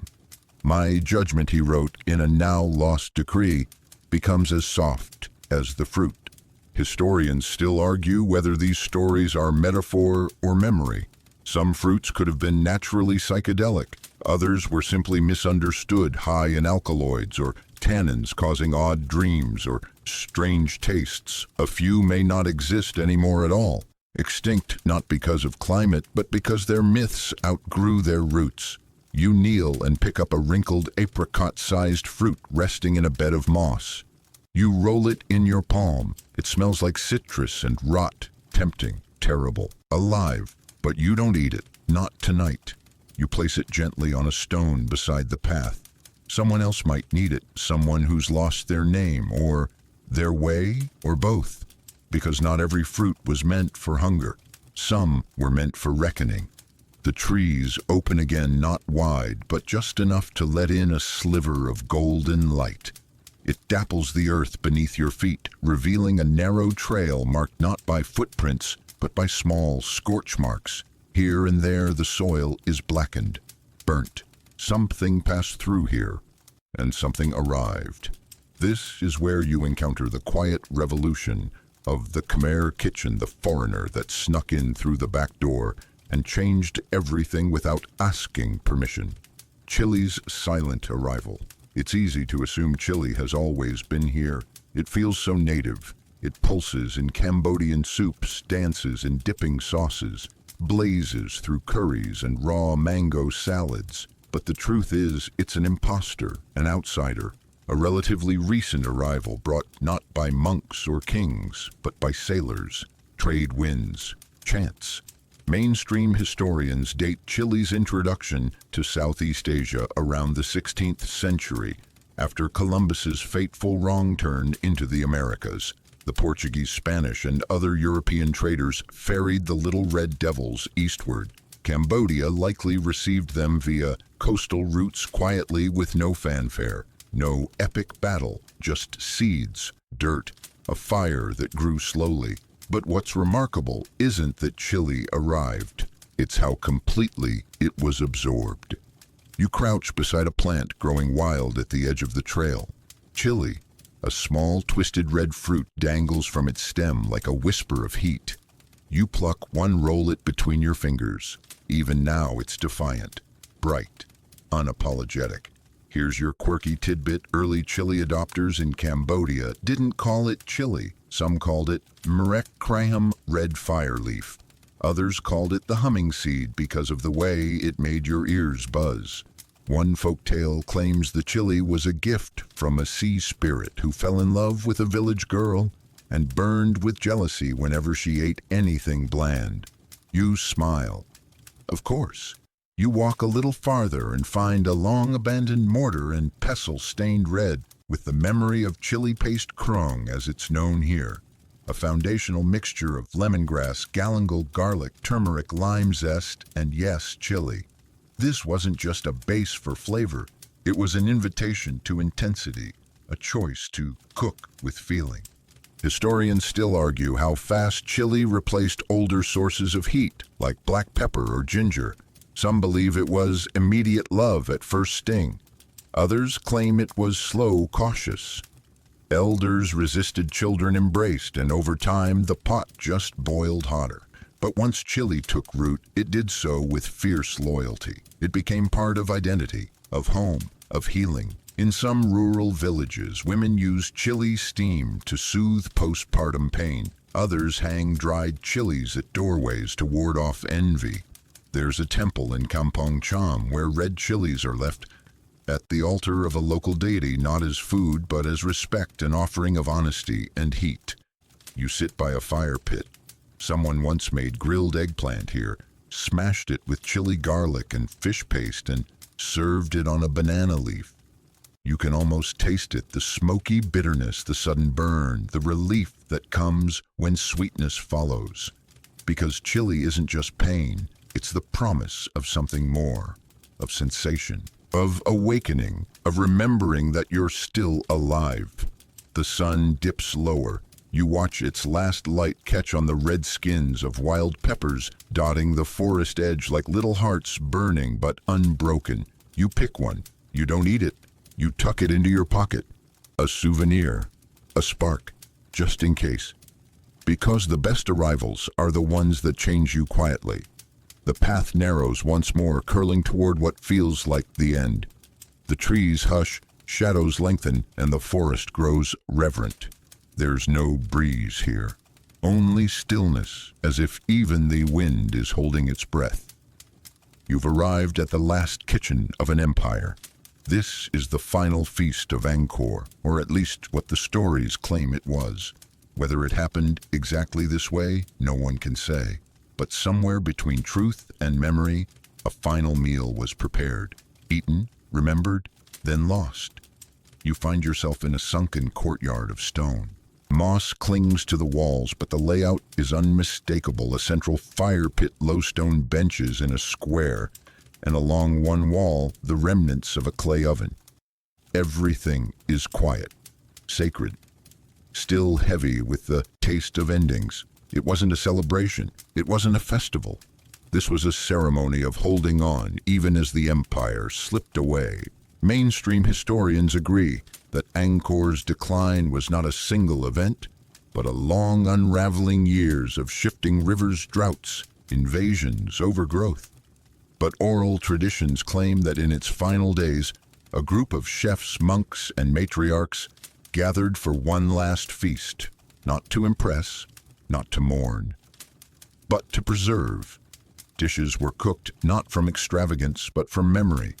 There was tamarind broth with roasted fish, lotus seed porridge, mango leaf salad, sticky rice steamed in clay pots, sweetened with the last of the year's sugar, and at the center of it all, a banana blossom stew thickened with coconut and sprinkled with charred chili oil. It was said to taste like thunder that forgives.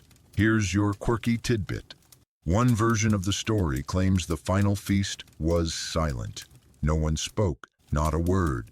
Every bite was an act of remembering, of breathing, of anchoring. Children were told, chew slowly or the flavors will leave with the gods. You sit on one of the stone benches. Close your eyes. Hear it, the hiss of the fire, the pop of banana leaf against steam, the soft scrape of a ladle, the sigh of someone who knows what's coming but stirs the pot anyway. Historians still argue whether this event was real or symbolic. Some claim it's a composite myth woven from smaller farewells. Others point to written records noting unusual food gatherings in Angkor's last days. Maybe it wasn't just one feast. Maybe it was many. Maybe every family, every village, every temple held its own last meal, each one a quiet resistance against forgetting. You reach down and pick up a small shard of pottery. It's glazed pale blue and curved like the rim of a bowl. You wonder what it once held. Sweet rice, spiced frog tea for forgiveness. It's strange how empty places can feel so full. How silence can taste like turmeric, how moss can smell like tamarind. As dusk folds over the courtyard, you imagine the last cook standing here, her sleeves dusted with flour, her hands moving without recipe, guided only by memory. She doesn't cry. She doesn't look back. She just plates the food, sets it down, and whispers, "Let them remember this." And they did, because here you are. You linger in the twilight of the lost city, the final stones of Angkor, warm beneath your fingertips, pulsing with memories. The path you've walked has faded behind you, devoured by moss and moonlight. But ahead, there is one last place to go. Not a ruin, not a grove, but the quiet space between the two. You step into the hush of the buried flavors breathing earth, the point where history ends and archaeology begins. Beneath your feet lies a banquet of silence, literally, Archaeologists have uncovered entire food vessels buried in temple corners, under kitchen floors, beside altars, and within monastic gardens. Not elaborate treasures, just pots, scrapers, bits of charred grain, a fish scale embedded in clay. They're not flashy finds, but they whisper louder than gold. You crouch beside a small dig site, a shallow rectangle half dug where a clay jar pokes through the soil. Its lip is chipped, but its body is intact. Around it, fragments of burnt rice, dried herbs, something like lemongrass. You touch the jar. It's cool, almost damp. You imagine a woman 1,000 years ago pressing her hands to the same curve. She wasn't thinking about legacy, just dinner. Mainstream archaeology now admits what cooks have known for centuries: flavor leaves, footprints, scorch marks on stone, residue on the inside of pots, carbonized seeds and microscopic plant fibers clinging to the inside of a jar. Scientists call them molecular echoes. You might call them aftertastes. And here's your quirky tidbit. In 2019, researchers analyzing pots near Pre Monte Temple found traces of fermented rice wine spiced with something unidentifiable. One guess, crushed flower petals soaked in rainwater. No one knows for sure. But when they simulated the mixture, it smelled like jasmine and lightning. Historians still argue how much of a culture can be recovered through flavor. Some say only fragments. Others believe that with the right heat, the right clay, and the right imagination, lost recipes can be reawakened. But maybe that's not the point. Maybe the point isn't to recreate. Maybe it's to remember that it mattered. You rise and dust your hands. All around you, the earth breathes through old roots and crushed spice. Every step feels like a page turning in a book with no ink, just scent, smoke, and texture. You walk past a patch of tamarind leaves growing wild, past a forgotten altar layered in lichen, past 3 bowls stacked in stone as if waiting for someone to return. You realize the lost foods of ancient Cambodia were never truly gone, just sleeping, waiting beneath soil and story and the gentle hands of those who still taste like memory. You inhale. The air is thick with flavor you cannot name, not because it's foreign, but because it's familiar in a way words can't hold. And in that final breath, the journey fades into quiet. Now let's ease everything down. You've traveled far through flame and fermentation, through sacred salt and whispered mangoes, through eggs buried in ash and gardens that float on water. You've stepped carefully into the kitchens of time, where food wasn't just food, it was story, spirit, survival. So now let the stories settle. Let your breath slow. Feel the weight of all you've heard tonight soften like steam lifting from a bowl of hot rice. Let the flavors fade, not into forgetting, but into something deeper. A calm understanding that even the smallest ingredients carry entire worlds. Feel your spine sink into the bed, your chest rise and fall with the ease of a paddle boat drifting across a still river. Let your thoughts trail off like mist over a morning lotus pond. That porridge you imagined, it's still warm. That tea you never drank, still steeping. The old woman's hands still stir a pot somewhere beyond the veil of sleep, humming to herself, not to be heard but to remember. There is nothing more you need to carry tonight. Just this moment, just this quiet, just this full belly of stories. You are safe, you are warm, and somewhere in the distant kitchens of time, the fire is still glowing. Sweet dreams. End of script. Sweet dreams.